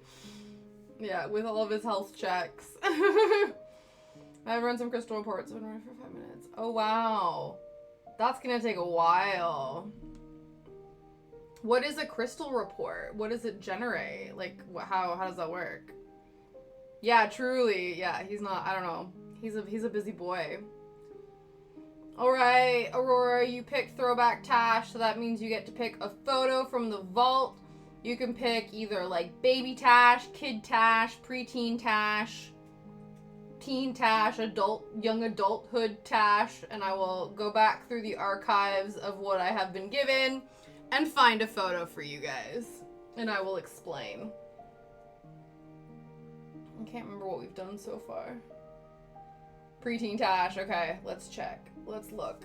I think I have one in mind. It's like pretty interesting. Let's find one. Do.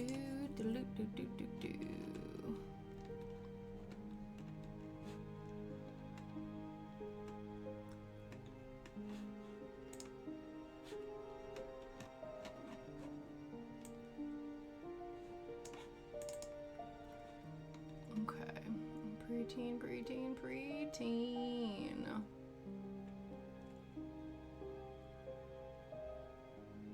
There's a very specific one that I'm thinking about.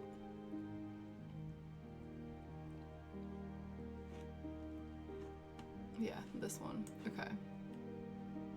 SLQ, SQL Server reports I pull from account. Okay. Right. So it's basically like generating a report from a database. That would take a lot of time. Let's do image.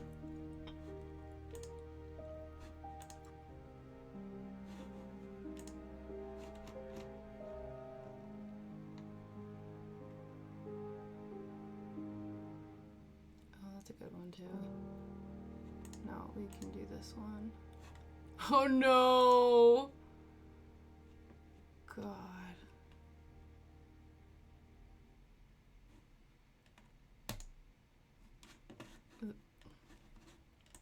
This. Wow. This is peak preteen Tasha. I don't even know what year this is, but we're just giving like acne, braces, obnoxious graphic tee, fake guitar that isn't real. I don't know what birthday cards these are. Yeah. I'm trying to think how I must have been in the 6th. No, I had my braces for less than a year. So this is like the 5th grade. So this is, I'm trying to think how old I am. I must be like 10 here. Yeah, did you?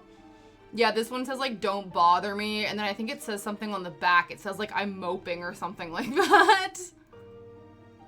You even have the wood train whistle. Yes. Yep. 100%. Yep. The wood. Yep. We did. I think we had a couple of those. And then this is a wall hanging that my mom made, and I helped her rearrange the like fabric bolts. Yeah, so it's a quilted wall hanging that my mom did.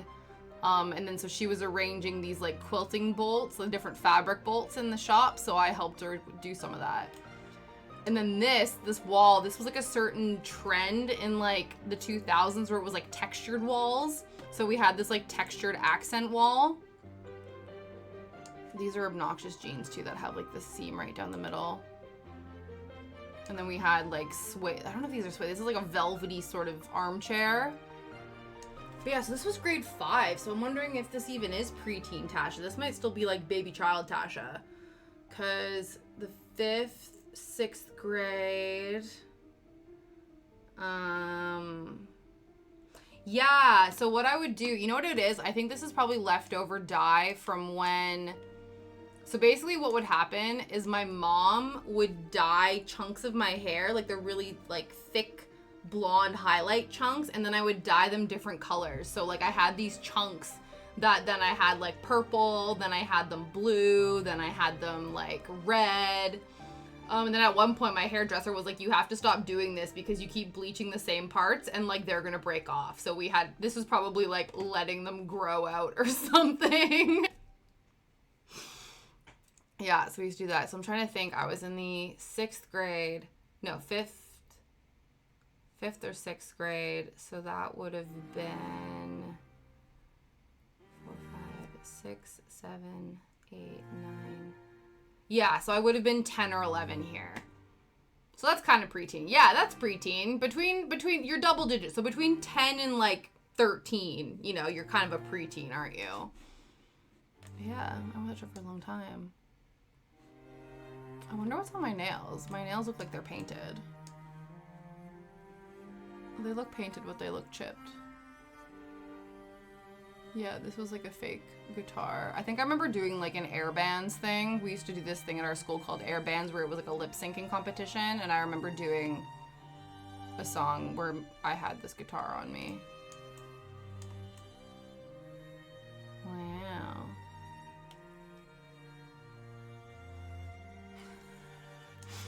The braces. It's just, you know what it is?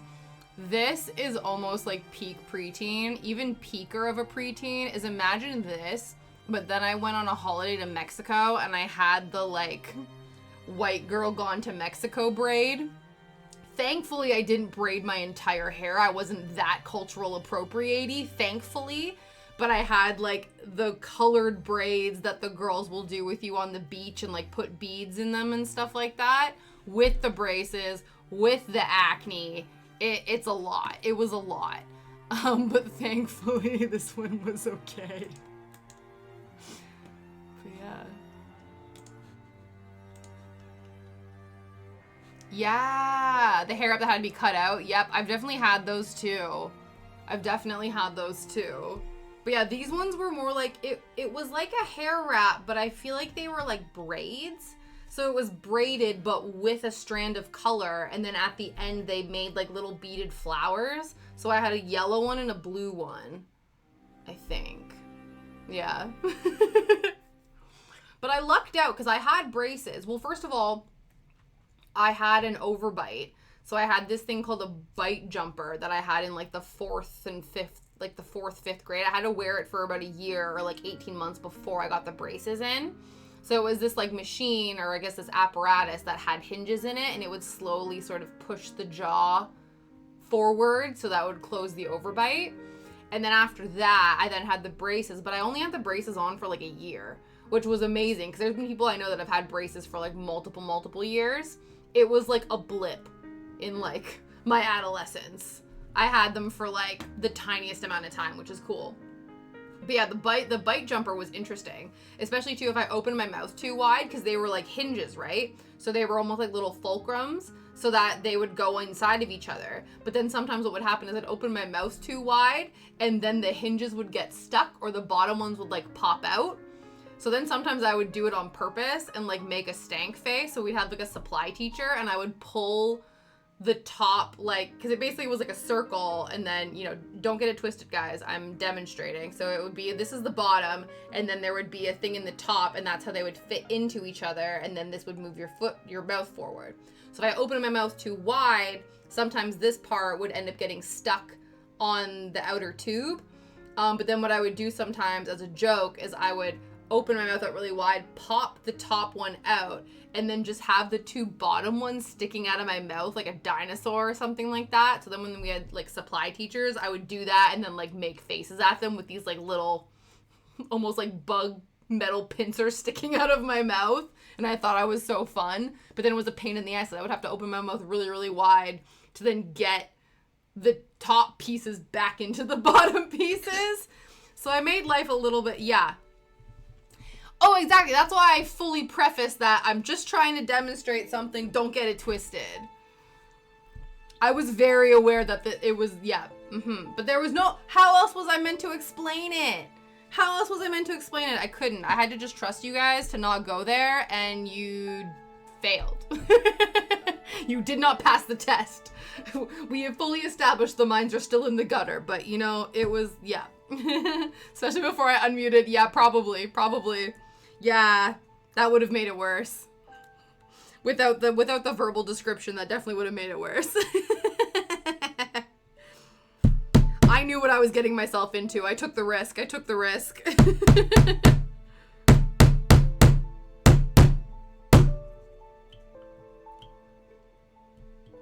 But yeah, so I had them, I remember because I got them like March break or something of the 5th grade, and then yeah, by the 6th grade I didn't have braces anymore, which was nice.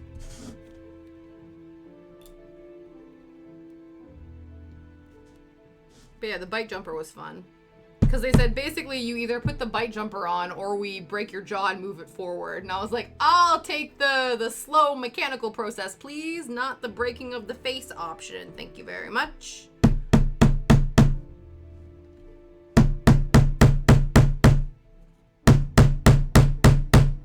I was a little bit pissed off though, because I feel like before I had all of the dental work done, I could whistle, and now I can't really. So I think, you know, when I had wonky teeth and an overbite, I must have, you know, channeled the air pathways to be able to carry a nice little whistly tune. And once they fixed my face, it just wasn't going to happen anymore, which is, you know, unfortunate. This guy.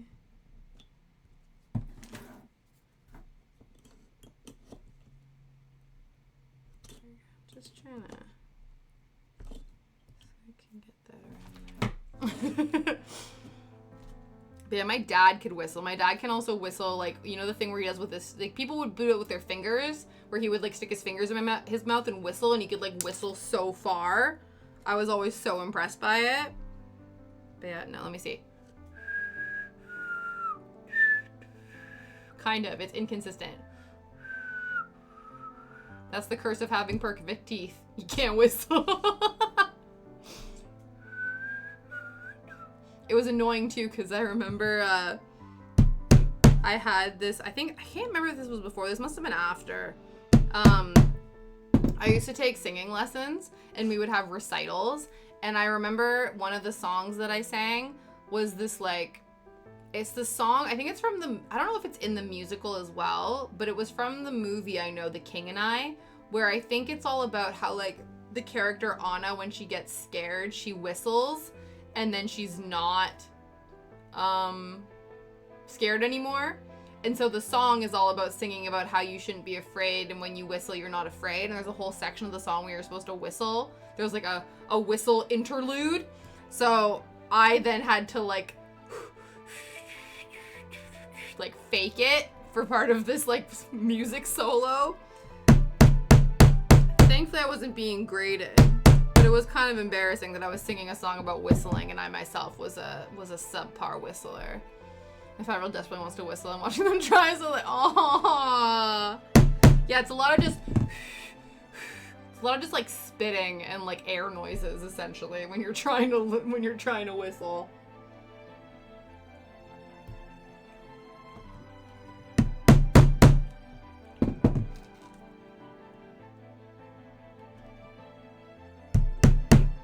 Maybe we won't get this done today. I thought we would. Ooh. We'll see. We'll get it done as far. If we don't get this done today, we can then finish it up on Thursday. If we like get all of the nails in, and then we do the first bit of stream, like doing the string art part of the string art. You realize how much of this is like prep work to then do the actual craft. The string part of the string art is a very small section of the overall project.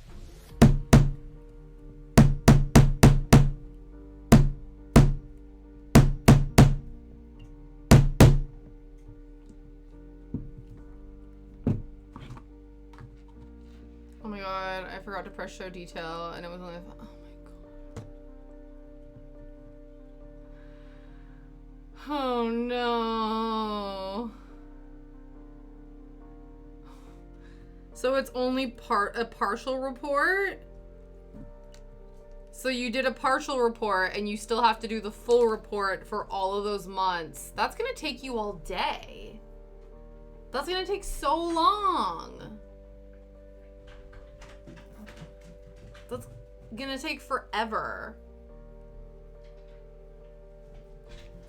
Oh, Liam's on the phone. I wonder if he might have to go into emergency work mode, so we might have to mute for a second. We'll be on standby. We'll see what happens. Yeah, definitely. It would have been nice for them to tell you that beforehand. Do you know what I mean? Oops.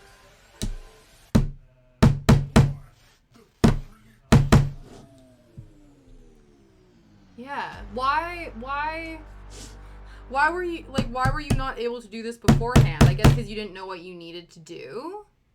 Yeah. Oh, I see. So if you weren't told you needed to do this, and if you were, it all could have gotten done. That's so annoying. Yeah, I get why she's probably a little upset.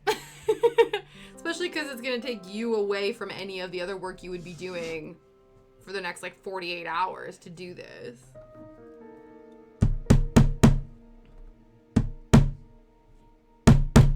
Oops.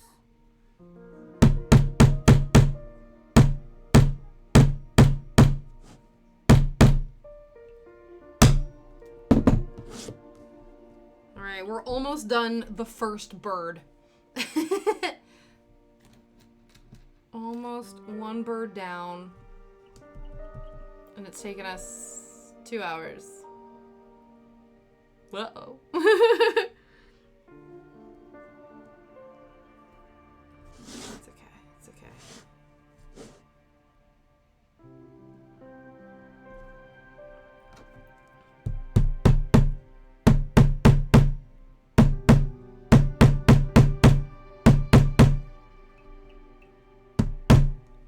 Cool.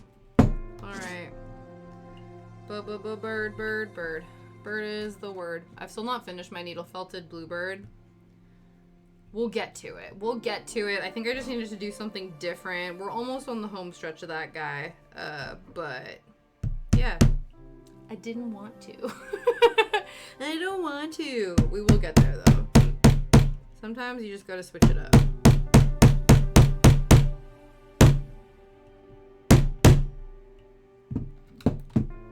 Okay. Last two. These are difficult. Like, it's so tightly positioned. It makes it a bit difficult to hold on to these.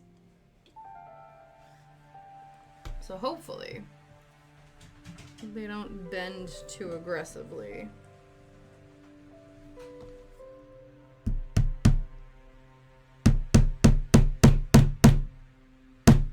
Ooh. I'm gonna move this guy over.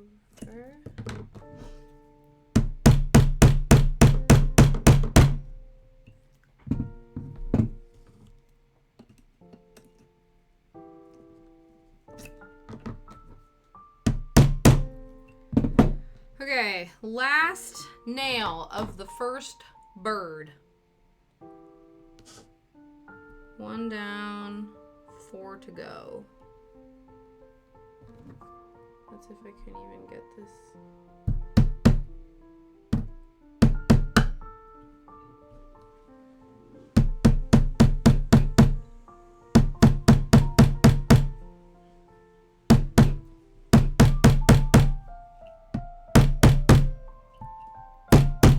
Okay. Are these all even? Kind of. I remember having to do one of these things for geometry. Oh, interesting. Oh, that's cool. Yeah, I don't know if I've...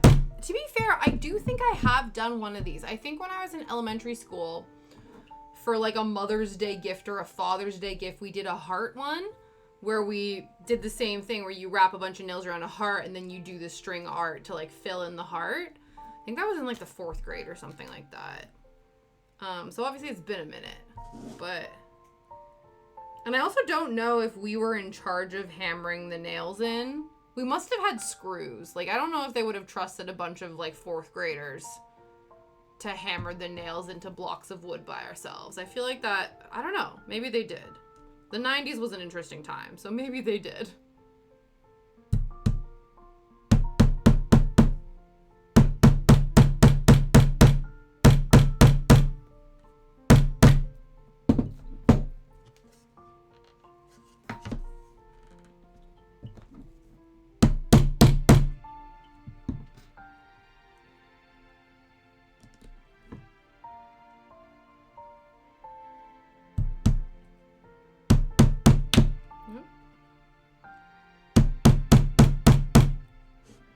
I like that this isn't, it's like, it's a decent enough size, but it's not a massive thing. Which is good, because I feel like, to be fair, we can probably even hang it on this wall. We can probably stick it here.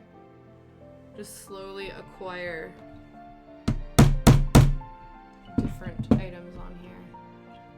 They just let us run free with hammers. Damn, okay. Maybe they did. Maybe they did let us have hammers. Maybe they were like little baby hammers. Like little mini. Maybe. Or maybe we used... No, we wouldn't have used pins because they wouldn't have held up when we were wrapping them around the like wrapping the fabric around it. Or the yarn, sorry. So yeah, it must have been nails. That's the only way that would have maintained any sort of structural integrity.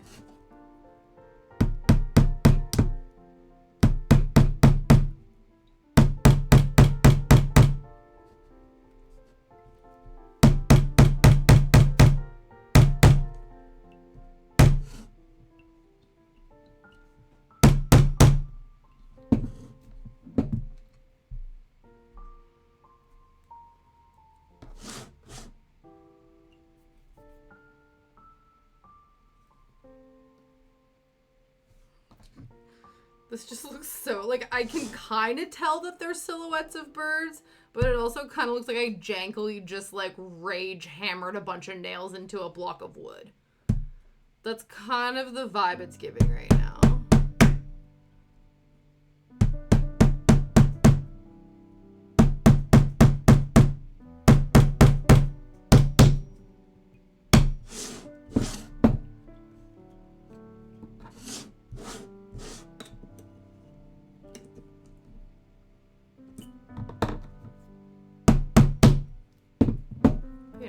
It could be worse. It could be worse.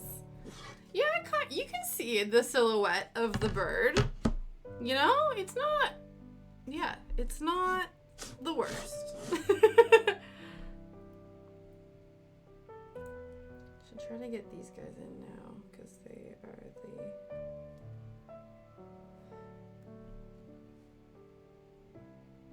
I wonder if it would be helpful to like. Maybe use some tweezers to hold them. Just to help hold on to some of these.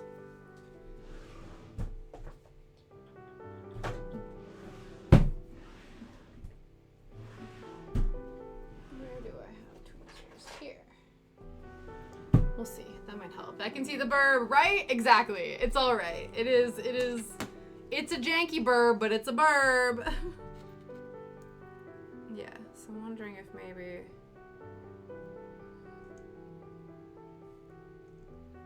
that way.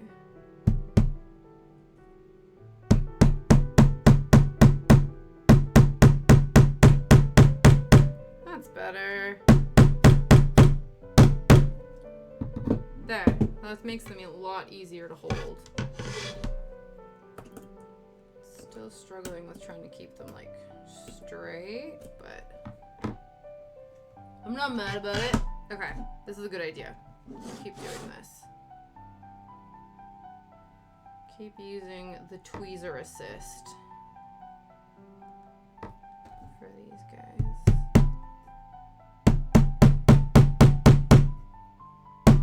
Whoop, boop, boop, boop, boop, ah, no.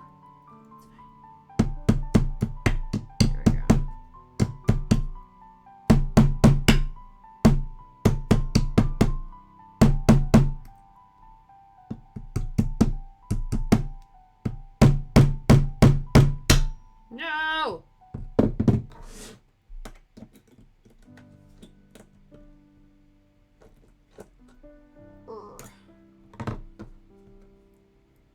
Okay, maybe this isn't... To be fair, these tweezers aren't very strong. This is just...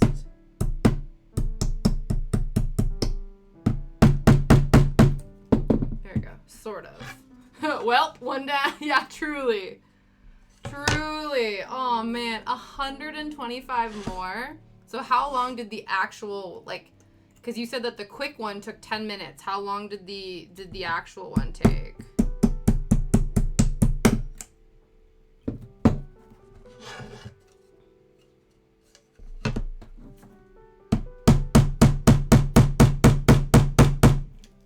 Sure. They're starting to not be uniform, but can't be helped. They're uniform enough. 10 minutes as well. Okay. At least the full report is also, it's not like it's been bumped up to like 15 minutes now that you're doing the full thing. So that's nice. It's still obviously a huge pain in the ass, but it could have been, I foresaw it being a bigger pain in the ass.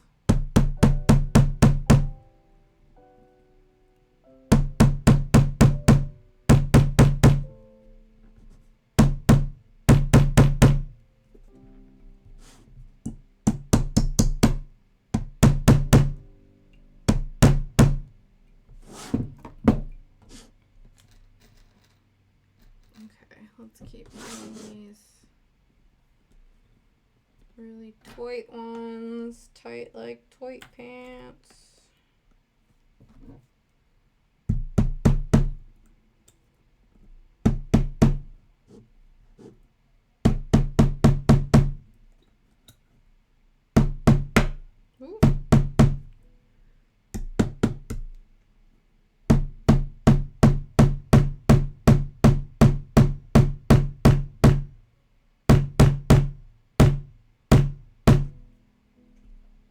maybe? Sort of, kinda? Nothing has popped out the other end, so we're obviously doing okay in that respect.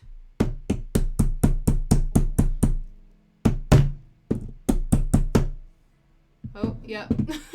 all of the things are dancing on the table now. Okay. Oops.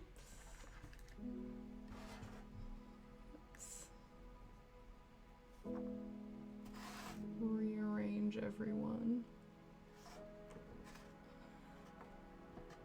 There.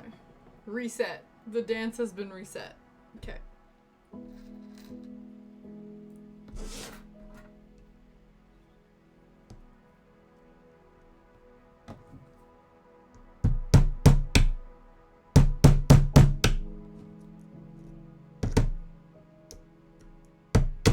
Oops. Oh no! I was just thinking, cause we might have to finish working on this, but Liam's working from home on Thursday, and I don't know if he will be able to work with me continuing to hammer nails into a bit of wood. So we might work more on this on Thursday, but we might not, because it might not be tolerable. And honestly, I would respect that. So we'll see what happens.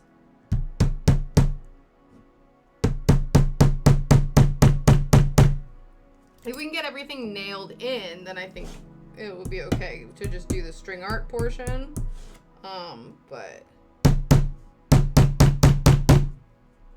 I don't know. It might not. We might not get to finish this week, which is fine.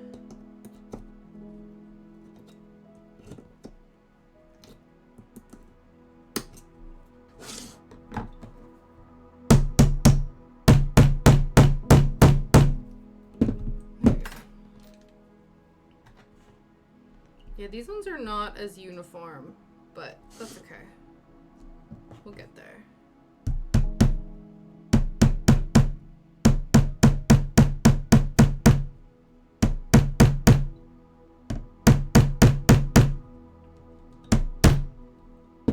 Okay, we have what? 45 minutes? Yeah. If we can finish this bird, if we can finish 2 more birds, I think we'll be in a good position.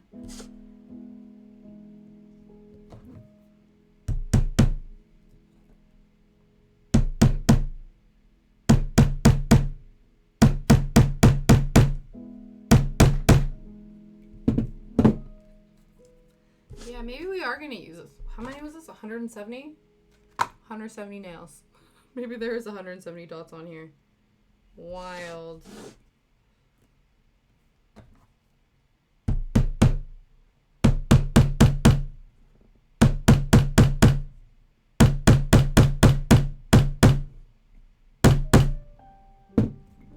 feel lunch on my stomach. I said, oh no. Ooh.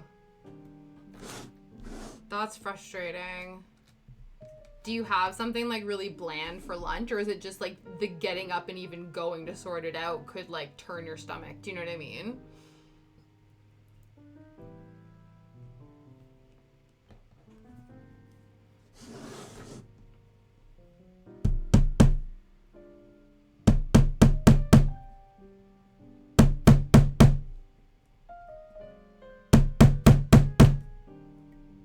Had an apple and cheese. Oh, okay.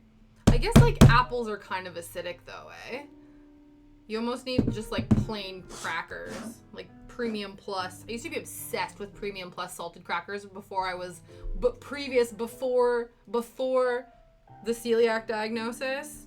Salted Premium Plus was, like, absolute goat of the cracker variety, in my opinion. It was so basic, but, like, there was something so good about that. And then they also came in like little packages, so when you did crackers in soup, you could crumble them all up and then sprinkle them in your soup, and that was awesome. But you had to get the salted ones. The ones that were just plain were absolute trash. They were like eating straw. But the salted ones, game changer. Amazing.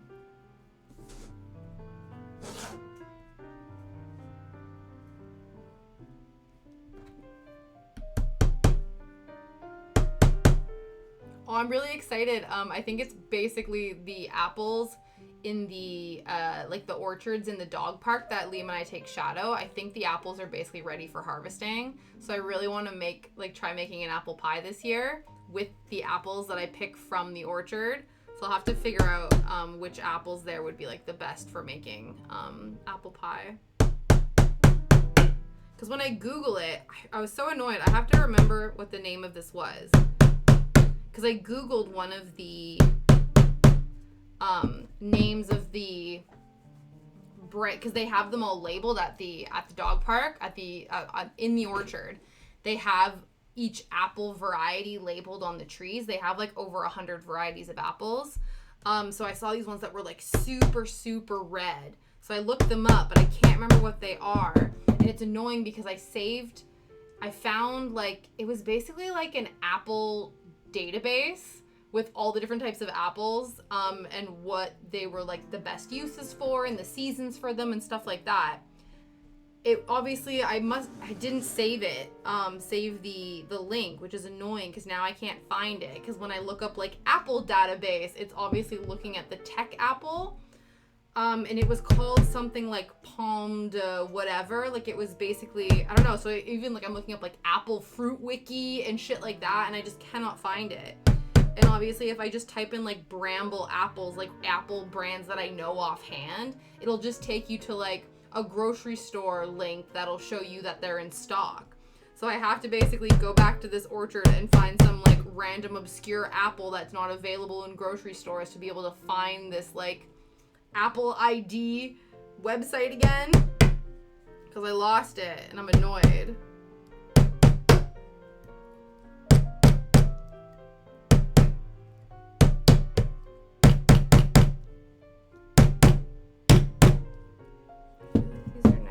I feel like we started out really nice and low, and now things are like heightening.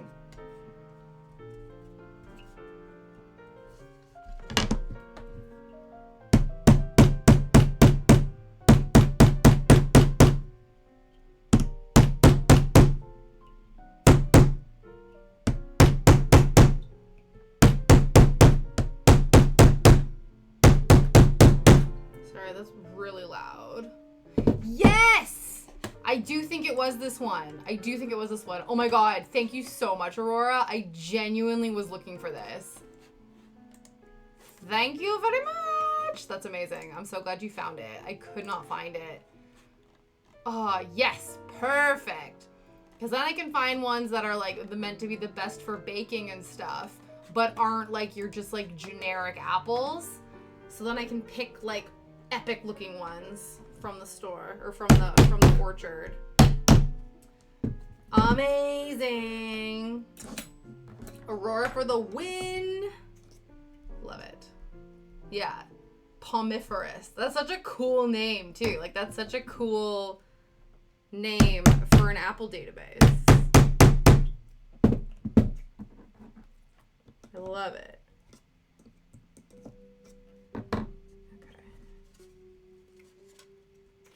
That's a bit better.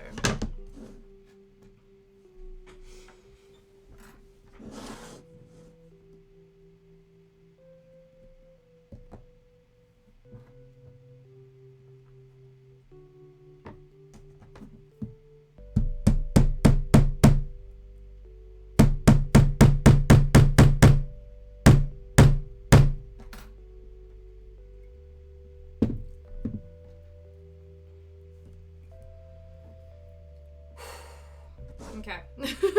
We're gonna bust sweat hammering all these tiny nails into this block of wood.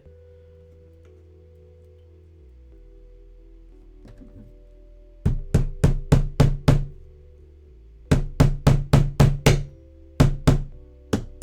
feel like this is the most physically active a craft has been since we did the, the punch needling?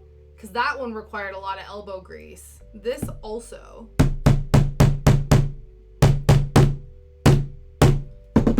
I would definitely call, you wouldn't think, but turns out string art is a physically demanding craft medium.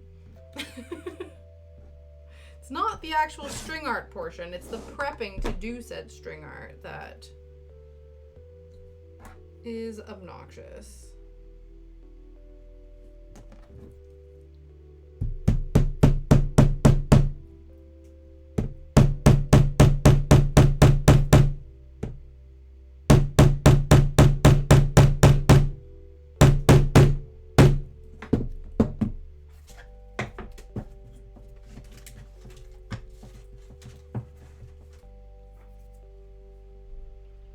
Okay, we are, what, 2/3 done, the second bird.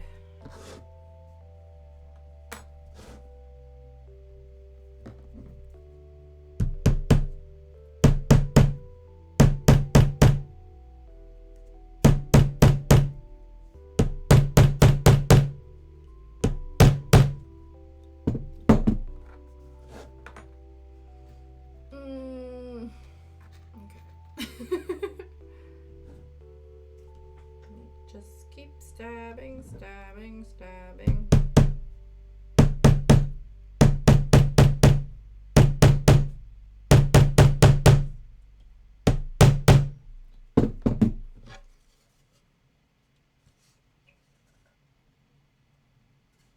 Yeah, this tail is definitely... Ha ha ha! That's nice. At least she acknowledged her assiness. That was considerate of her. It is still, yeah, it is still awkward. I'm glad she acknowledged it though, because then it's probably like, okay, there's like an elephant in the room of like, okay, your boss is going on a bit of a tirade. So at least she's acknowledging that. I guess tax time is probably very stressful for companies too, because they're like, we don't want to be shut down if the audit comes back that we like fucked up, you know what I mean? What they sent in paper form is different from what they told us when they got here. Yeah, that's shitty.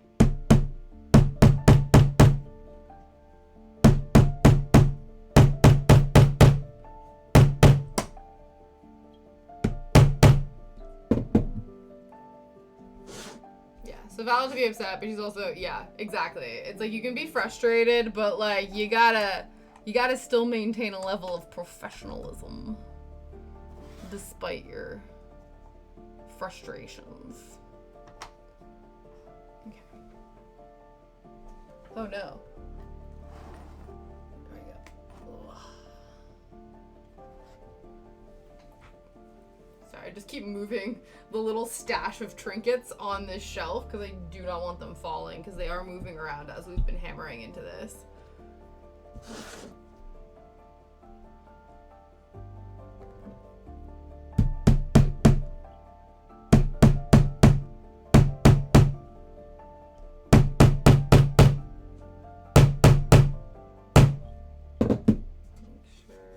Okay, yeah, we're still in the clear.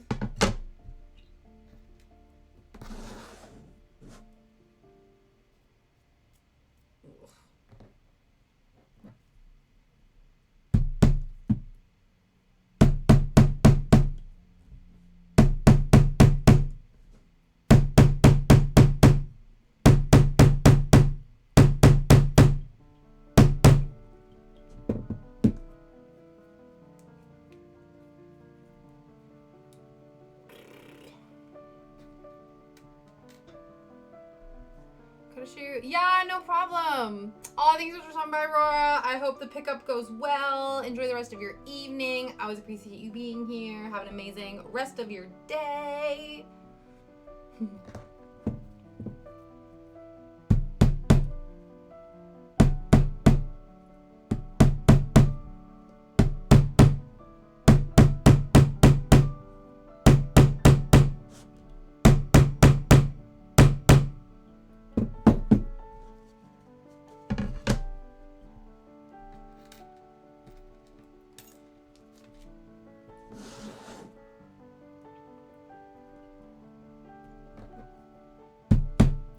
Almost done. Birdie number 2.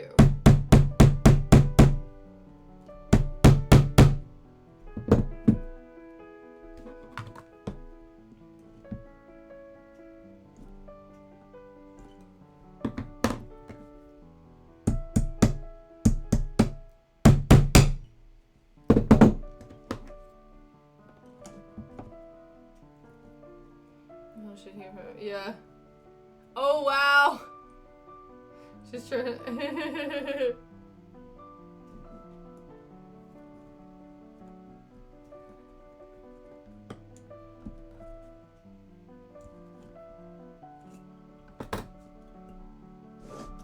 Yeah. She's like, well...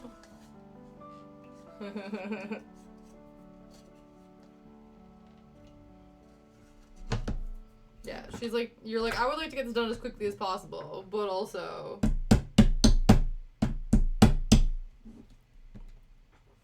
Okay.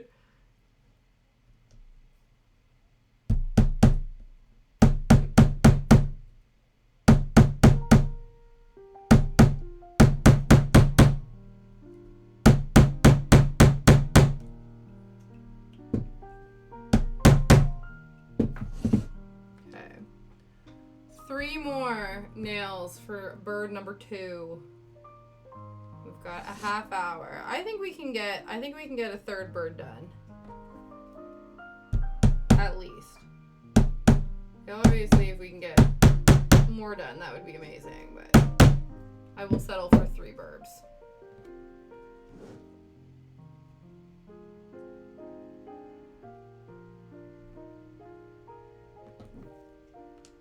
I also might, just because I feel like it, do all of the nails in the sort of line along here, and then just have to do all the individual birds. Just so I can feel a little bit more accomplished, where it feels like more components of this are finished.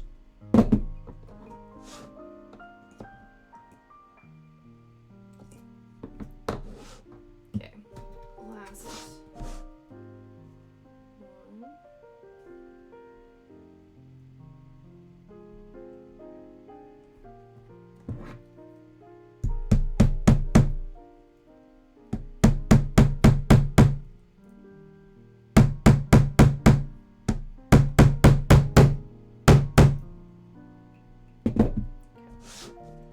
Second bird. Done.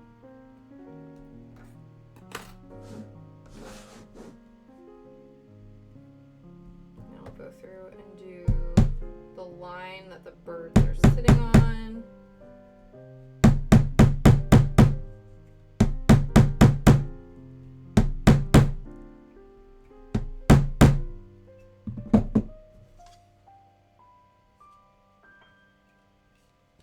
I do think we probably have to... It's so much more obnoxious when you're hammering multiple nails as opposed to one at a time. God.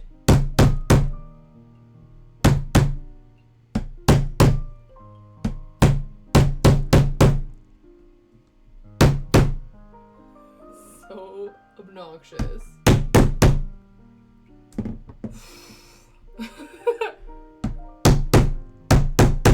It's like making everything jump. Ooh.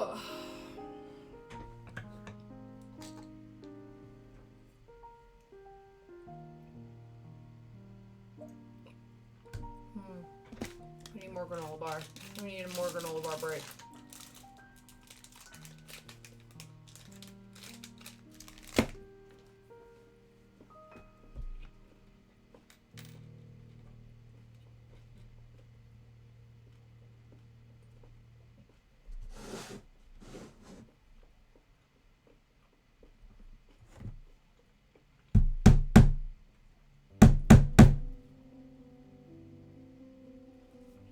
Okay.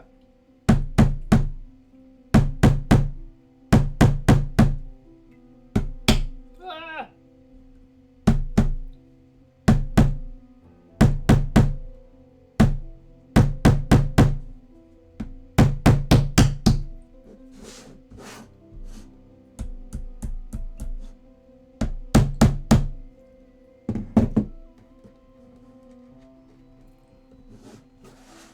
Okay, so I'm gonna do this line that all the birds sit on before we continue with our third bird. Because then it'll feel like we have 3 components done instead of just 2.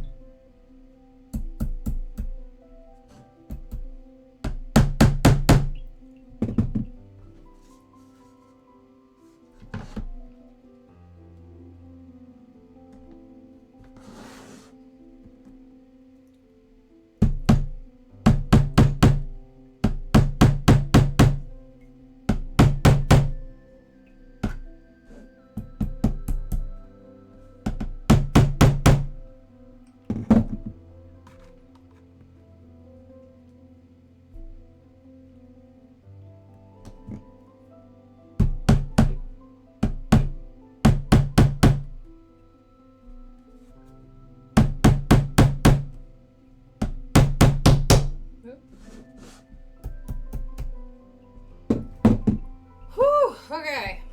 Yeah, just gotta keep going. Just gotta keep going.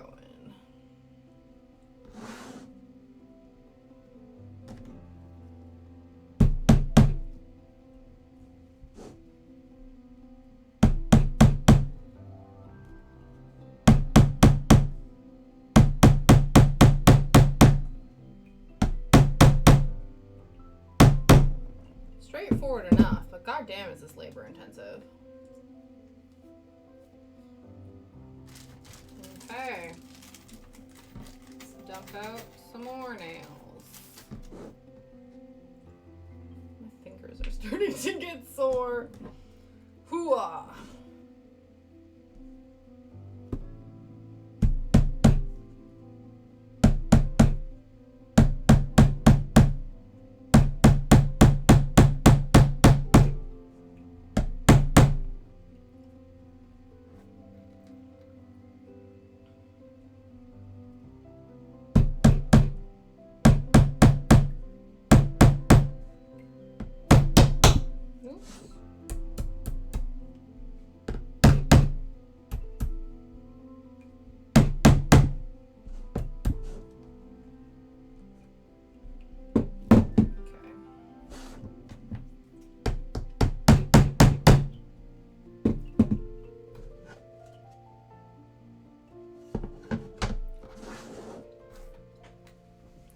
Up with these sorts of ideas, you know?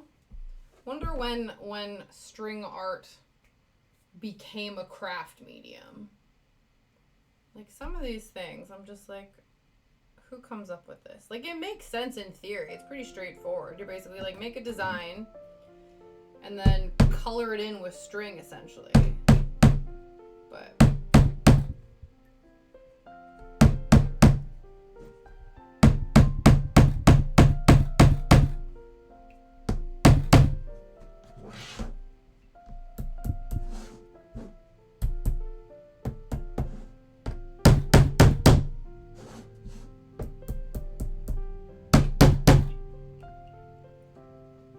string art has its origin in the curve stitch activities invented by Mary Everest Boole at the end of the 19th century to make mathematical ideas more accessible to children. It was popularized as decorative craft in the late 1960s. Interesting. Yeah, because did you say that you did this as part of like a geometry lesson? That's interesting. So it started out as as an educational concept.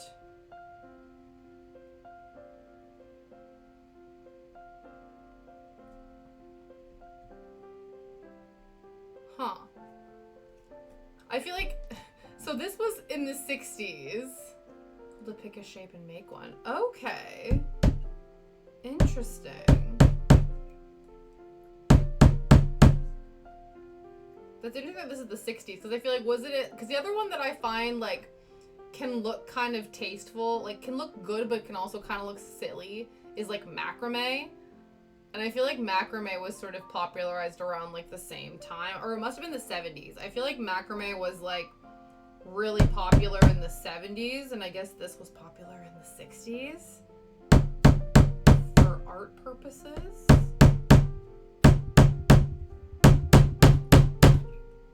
Interesting.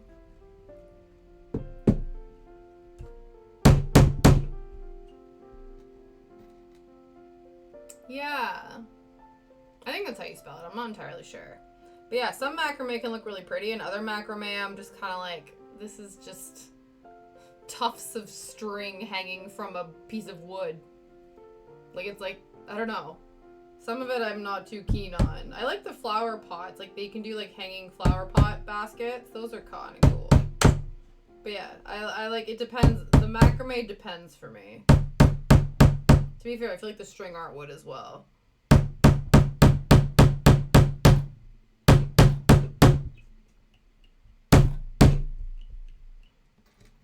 This is a gift. I just like doing like craft kits and stuff like that. I don't know if I would go out of my way to like choose certain craft kits for myself, but that's why I kind of like when I get gifted them, because it wouldn't be something that I would necessarily pick, but it's something that I can do for funsies.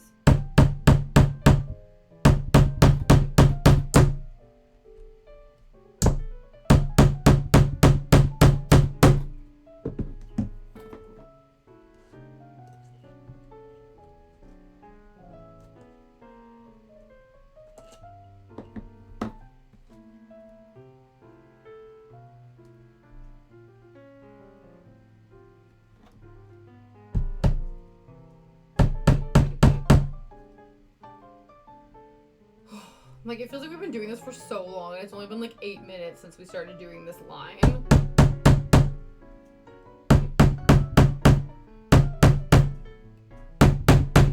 Just shows you how physically not fit I am if I'm getting fatigued hammering finishing nails into a piece of wood for like 2 hours. People build houses for frick's sake. Like, Jesus.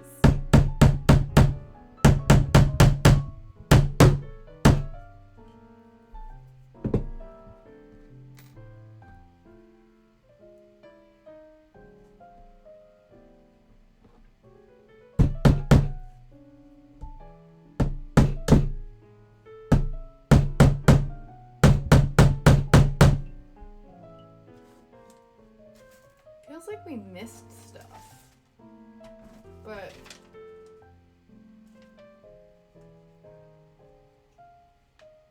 yeah, I definitely at the very beginning missed one. That's so funny, because I was like, why is there a gap here? And it's because there's actually supposed to be a nail here.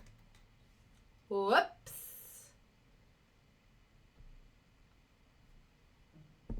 Should be about here, I think. That seems about right. I'm reading between the first and when we throw in words in the languages. Oh! That's weird.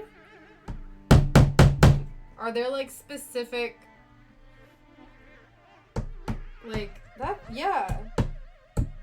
Why would your, like, tax software spit out a word in another language? That seems strange, unless I guess it's a specific term. That is only... Oh, okay. Yeah. Right, so they'll shorten, like, a term to mean something. Oh, in a book. Oh my god, I'm so sorry. I'm so sorry. I got your shit confused. Yeah. You're reading, I heard it. You're reading in between the reports you're doing. I interpreted it as you're reading like in between the lines, like little reports. Okay, Solinchka. What the hell is this? This is like, they're using like a theremin in this. That's not chill piano. This is stressing me out. We're gonna skip that one. What a stressful thing. That's interesting. Yeah. That's kind of how I feel sometimes with like with fantasy novels when they come up with like different languages and names for things, and I'm like, am I pronouncing this correctly? What does this actually mean?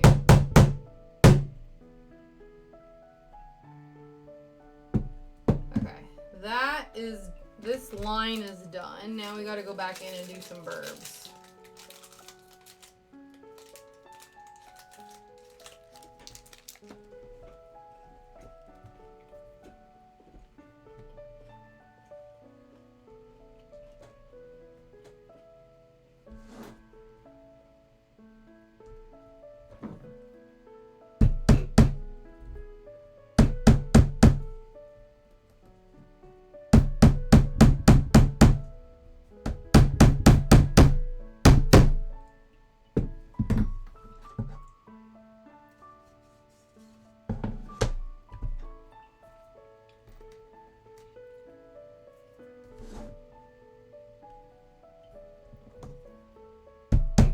I can't tell if like the birds over here have they probably have more. I think they probably have similar amounts of nails, but they're just like they're distributed differently.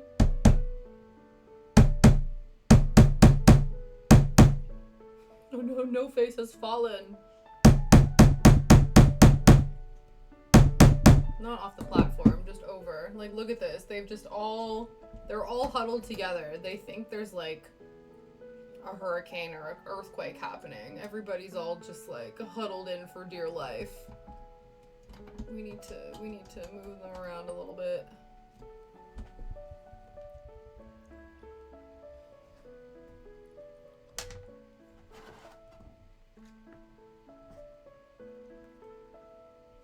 I don't even know how some of these got over here. You were completely in a different area 2 minutes ago. It's fine. Good enough.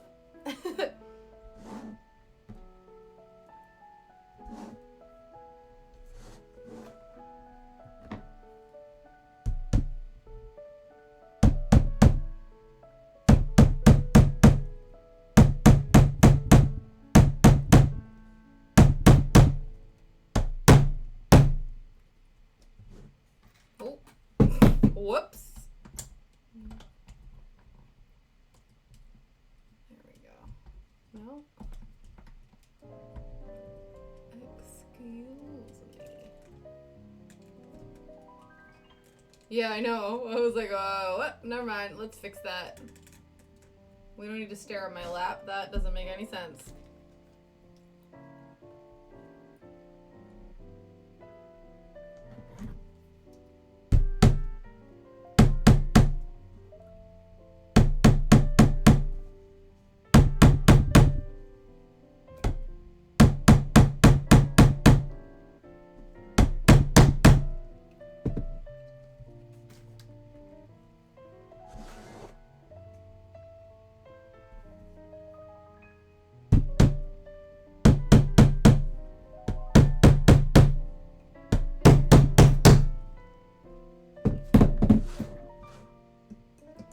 Definitely think some of these I can hammer it down more.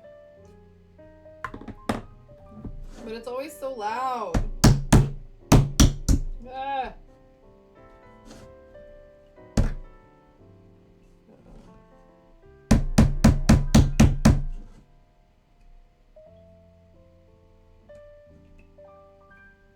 And also potentially causes problems.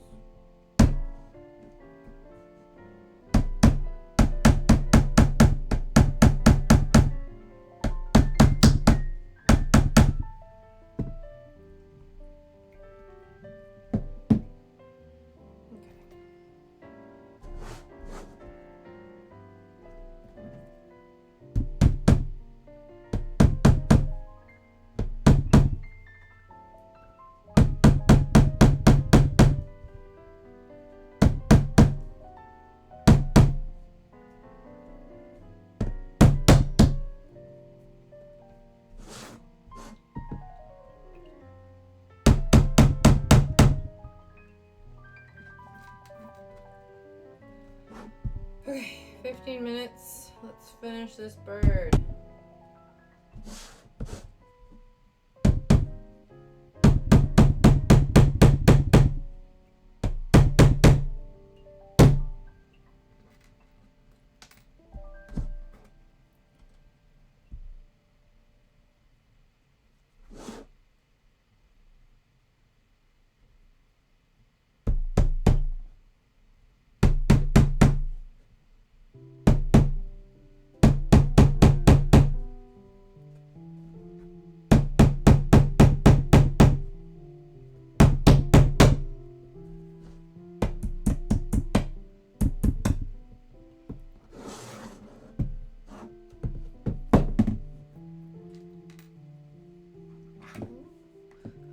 Totoro fell. Guys, this is it's a mess. It's a mess. It's fine. It's all good. Just chaos. Just chaos.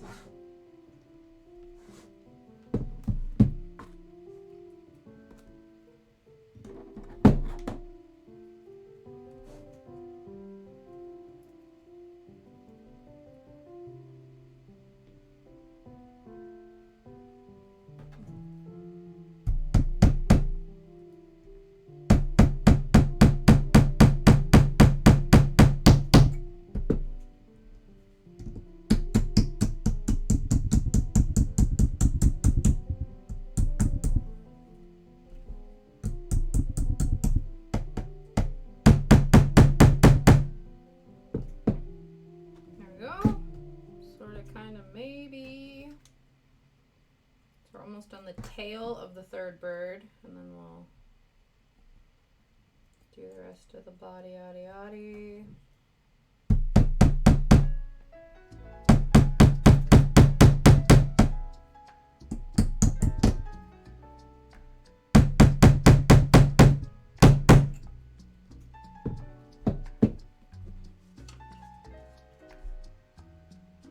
can't tell.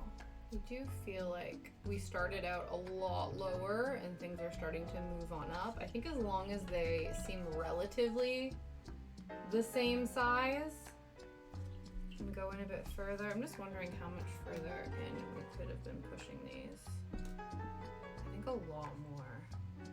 Not like too much more, but at least another good like few millimeters maybe.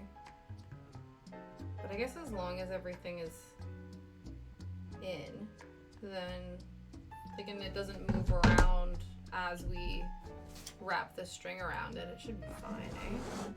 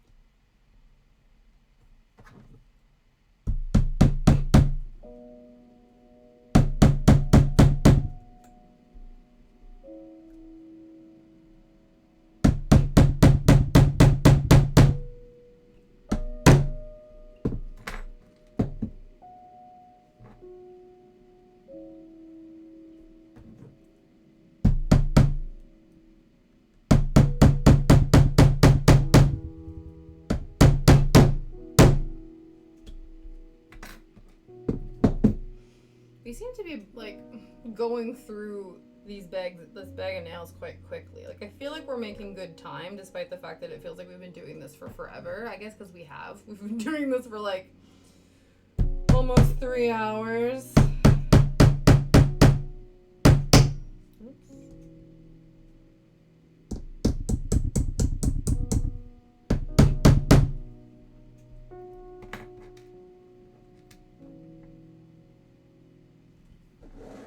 Yeah, I feel like my hand is getting there. I also feel like I've been like, I don't know, I'm trying to relax my shoulders and not be as like tense about it. But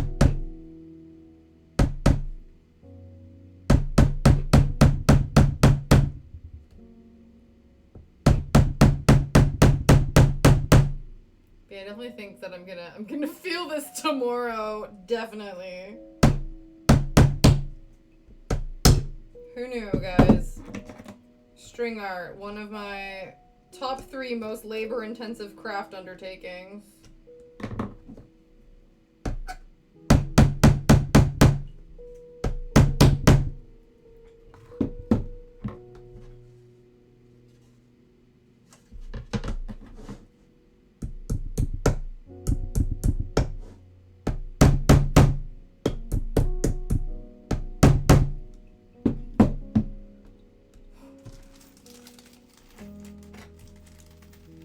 There must be 170 holes in this piece of wood then, or at least like 165 or something. Maybe they gave or take us like a good 5-10 extra nails, but this is a lot. I guess it's like with cross stitching. You don't realize because it's like it's a project and you're like, oh no, there's like a bajillion stitches in here. You're like, ah, interesting.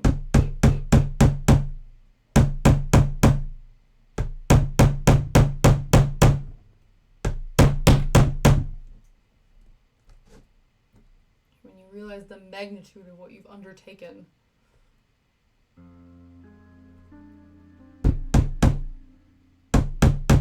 Thank God this is a smaller piece.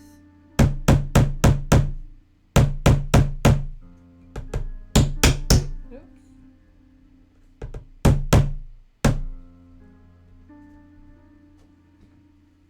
Okay.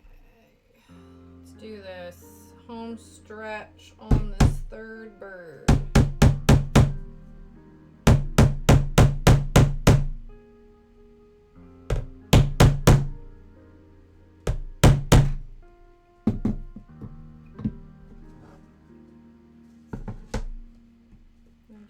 like these are bending a little bit, but that's okay.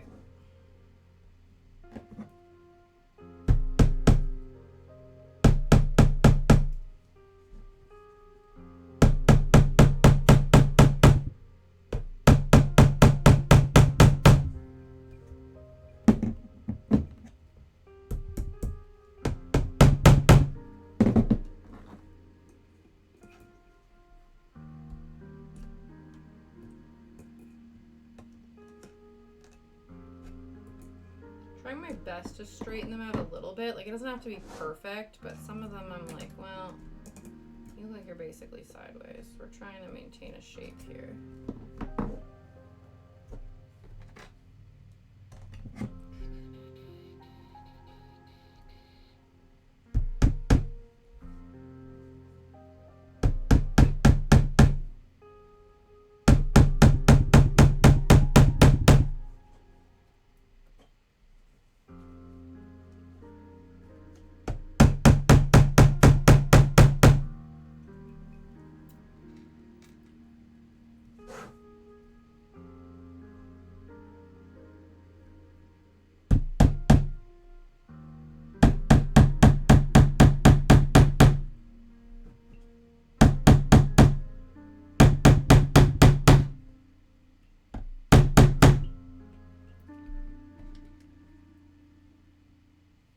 1, 2, 3, 4, 5, 6, 7, I think. Yeah. 7 more nails in the next 5 minutes. Let's go.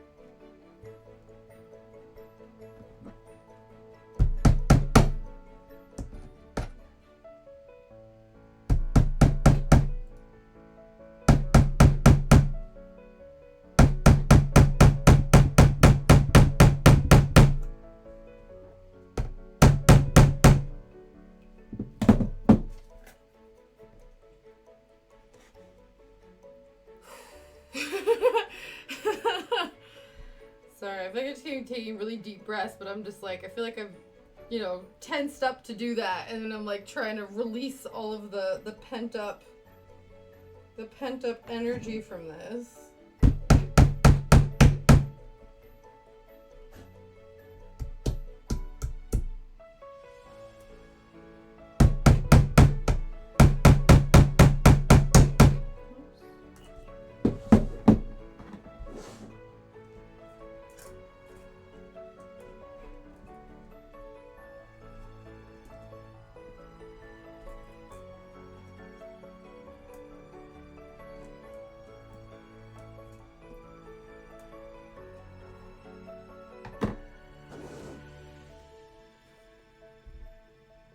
No, that's it?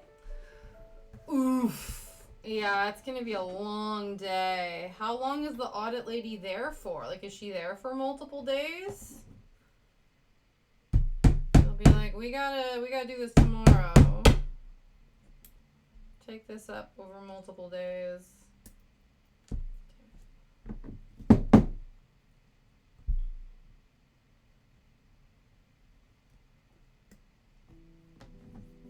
Yeah, that's just 1 month. Jeez. I think until she's done. Okay. Yeah, especially if it's going to take you a million years to print all of this off.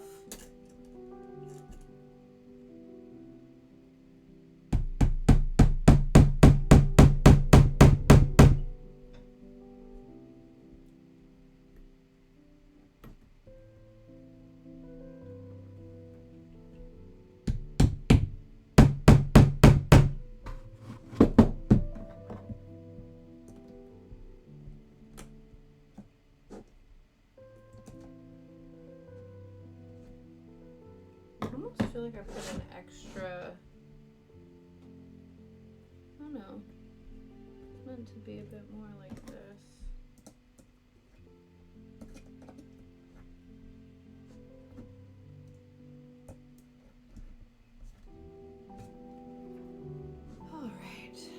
If anyone has any raid suggestions, let me know. If not, we'll go and see which of our friends are online. Go show them a bit of love. Like I said, depending on what Liam's tolerance for me hammering is, we might work more on this on Thursday. If not, we might just do some cross-stitching. Do some quiet cross-stitching. We'll do some quiet crafting to make up for all of the obnoxious crafting that has taken place today. Yeah, I'm not super happy with the way this has turned out. Whatever.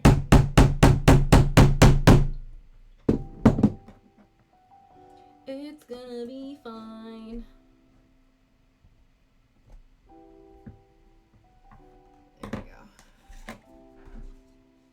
And these are also the highest of the screw bits that we've done so far. So you can I can slowly see these getting taller and taller.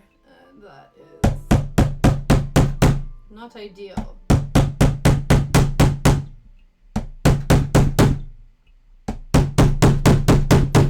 God, I can't even handle that. Like, that's too much for me. Okay. Yeah, we're gonna stop for now. This is I do need to hammer these in a bit further, but like the resounding smashing sound that hitting multiple nails at once is making is too much for my little brain right now. So this is how far we are at. We are more than 50% done. The string art prepping process is how I'm going to refer to it, because there's no way in fresh hell that this is string art, because there's been no string thus far. But it's been string art prep is what it's been. So it's been interesting. My arm is sore, but you know, we're gonna get it done. I'm sure once we do all of the prepping, all of the hammering of the nails, it's going to be quite a pleasant little therapeutic experience wrapping a bunch of thread around these nails. But until that point, 'tis a little bit interesting. Okay, let's go see who's online.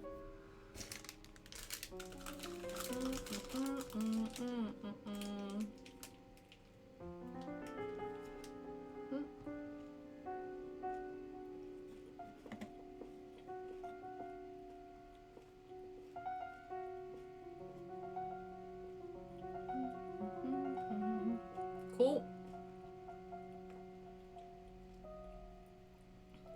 Seabird Studios making a lemon rug. That sounds cute.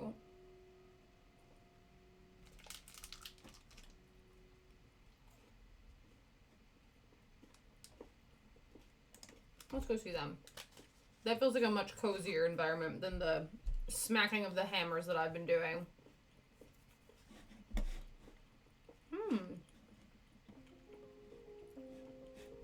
Yeah, that looks cute. Let me link their channel in case anyone gets left behind in the raid. Oh wow, I literally just didn't realize that in all of the hammering we've been doing, my mic has also been slowly moving closer and closer to my laptop, and doing its own little dance. So that's interesting. Everything's just like shifted. It's kind of like low-key been a bit of an earthquake here over the last 3 hours, but it happens. Okay, here is the raid message. Let's go and see Seabird Studio. They're making a little cute little baby lemon rug. That'll be nice. A little fun little citrus energy. Like I said, we'll be back here on Thursday. Whether we're doing this or a much quieter, less labor-intensive craft, we'll see. Stay tuned. stop by on the Thursday and see what level of chaos abounds us, or whether or not, I think we'll probably be keeping it pretty chill. I don't know if either of us are going to be able to handle the completion of this in terms of its level of chaos and, frankly, headache-inducing situation. But yeah, I will see you guys on Thursday. We'll figure out what we're doing when we get there. I hope you have an amazing rest of your day, amazing afternoon, evening, and thanks for hanging out with me today. Bye!